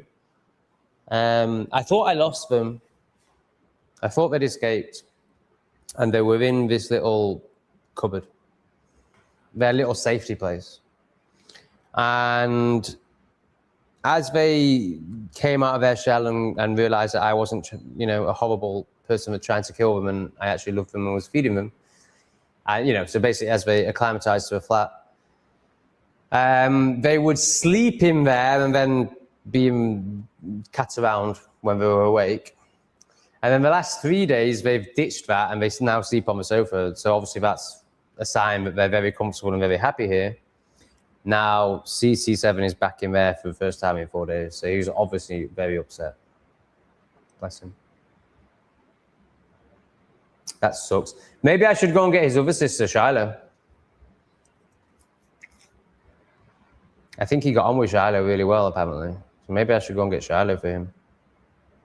But then are they going to want to give me a cat when one of the cats they just gave me is dead? Also, I don't really want another black cat. But if it's good for CT7, then I will do. Hey, here she is! Let's get the pixie out! Carrie, the Scottish beautiful pixie. Hi, pals. Is there anywhere you could start planting fruit and veg? It's so addictive and the rewards of your toil will taste the best. Is that a question for me? I'm sure there is, but I don't currently know of anywhere. Yeah, so this is why it would be nice to rent a house. Because I would like the cats to be able to go outside. So I would like them to have a garden that is fenced off and there's no dogs able to get into.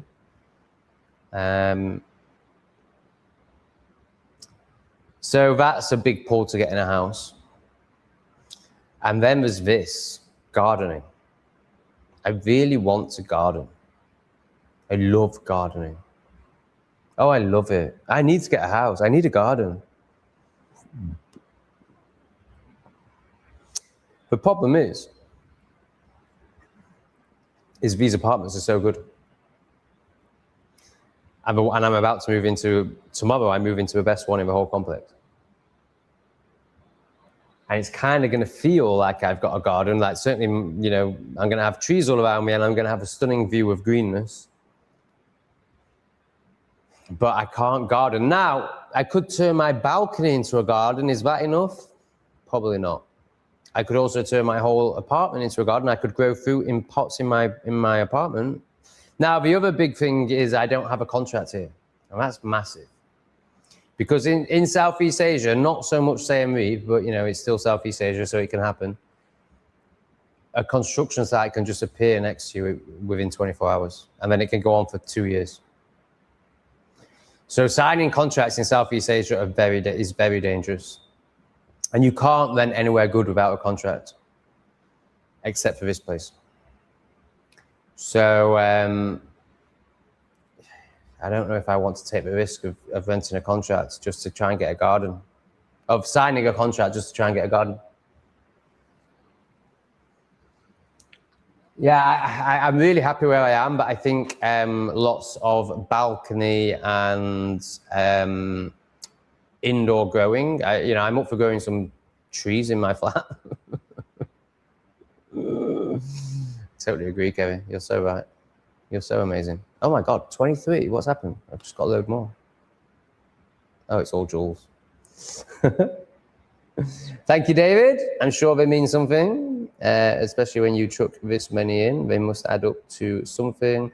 Party hat, chili, sparkles, gold coin, 2 jewels, silver star. Thank you. I think it's time to end the stream. Also, I think there's more chance of people watching it back later if it's no more than 3 hours. I think when people see 5 or 6 hours, they're just like, what am I supposed to do with that? I mean, 3 hours is borderline, isn't it? Yeah, I can feel my energy dropping a bit. So, yeah. Let's just get to the bottom of the chat. God, Sugar, you're really good. Can you come back? Gardening is the shiz. I've been eating my tomatoes all day, can't stop. I love it. Love it. Not sure if this exists, David. Get an allotment plot. I mean, presumably it does exist. Thing is, that's a lot of work. Allotments are a lot of work. So I remember my friend in England getting an allotment and me being like, yeah, this is the best thing ever. I'm going to come and help you. I went for 3 hours. We made a bonfire. We did a bit of digging. I never went back. It was really hard work. Now, that's in a country I know with a cool climate.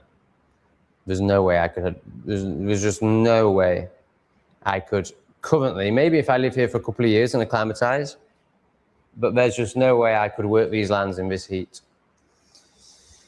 Now, if I wasn't live streaming, I could get up at 5 a.m. and do 3 hours a day. But it's my live streaming time. So no, that's definitely not an option for me in Cambodia. I don't think it's even an option for me in England. It might be, I might be responsible enough now to be able to do an allotment in England, and that's a big maybe. I definitely can't do it here. And yeah, I'm still too repressed and lazy and addicted to really dedicate myself to a piece of land. All right, let's do some thank yous to the amazing ones. Oh my God, why can't I see anything here? I definitely need to end this stream. Okay, thank you, Igor, as always. Just incredible. Fan on it. Really appreciate you. Thank you for showing up. Debbie, so much love. Thank you, Rachel. Honoring your current inability to be offended. Inability is the wrong word. Your current, yeah, the whole sentence was bad. Your current openness to reflections. See, plebs, I just fucking love you, mate. I don't know. Oh, it's Gav. Cheers, Gav. There you go. You're just amazing.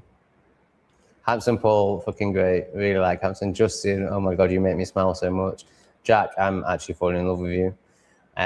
Teas and Tarts, fucking amazing. What an authentic, amazing, creative, beautiful being. Rachel, buying the cats a tube. Or actually, I think we've decided that that's going to go towards some wall stuff. Teas and Tarts comes in again. A new one, Thomas Shattock. I think that's the first time we've seen you donate. And to be honest, I don't feel like I recognize your name. So I'd like to get to know you more, Thomas. Thank you. And then David Carradus started throwing all the fucking shiny things in. So thank you for that, David. And yeah, I love you all very much. Thank you for helping support me through my process. Thank you for helping me learn how to trust and be a less demanding, spoiled little child. I am very grateful for you all. I hope you got something from this stream. I'm now going to watch it back and self-observe myself. And that's it. Love you.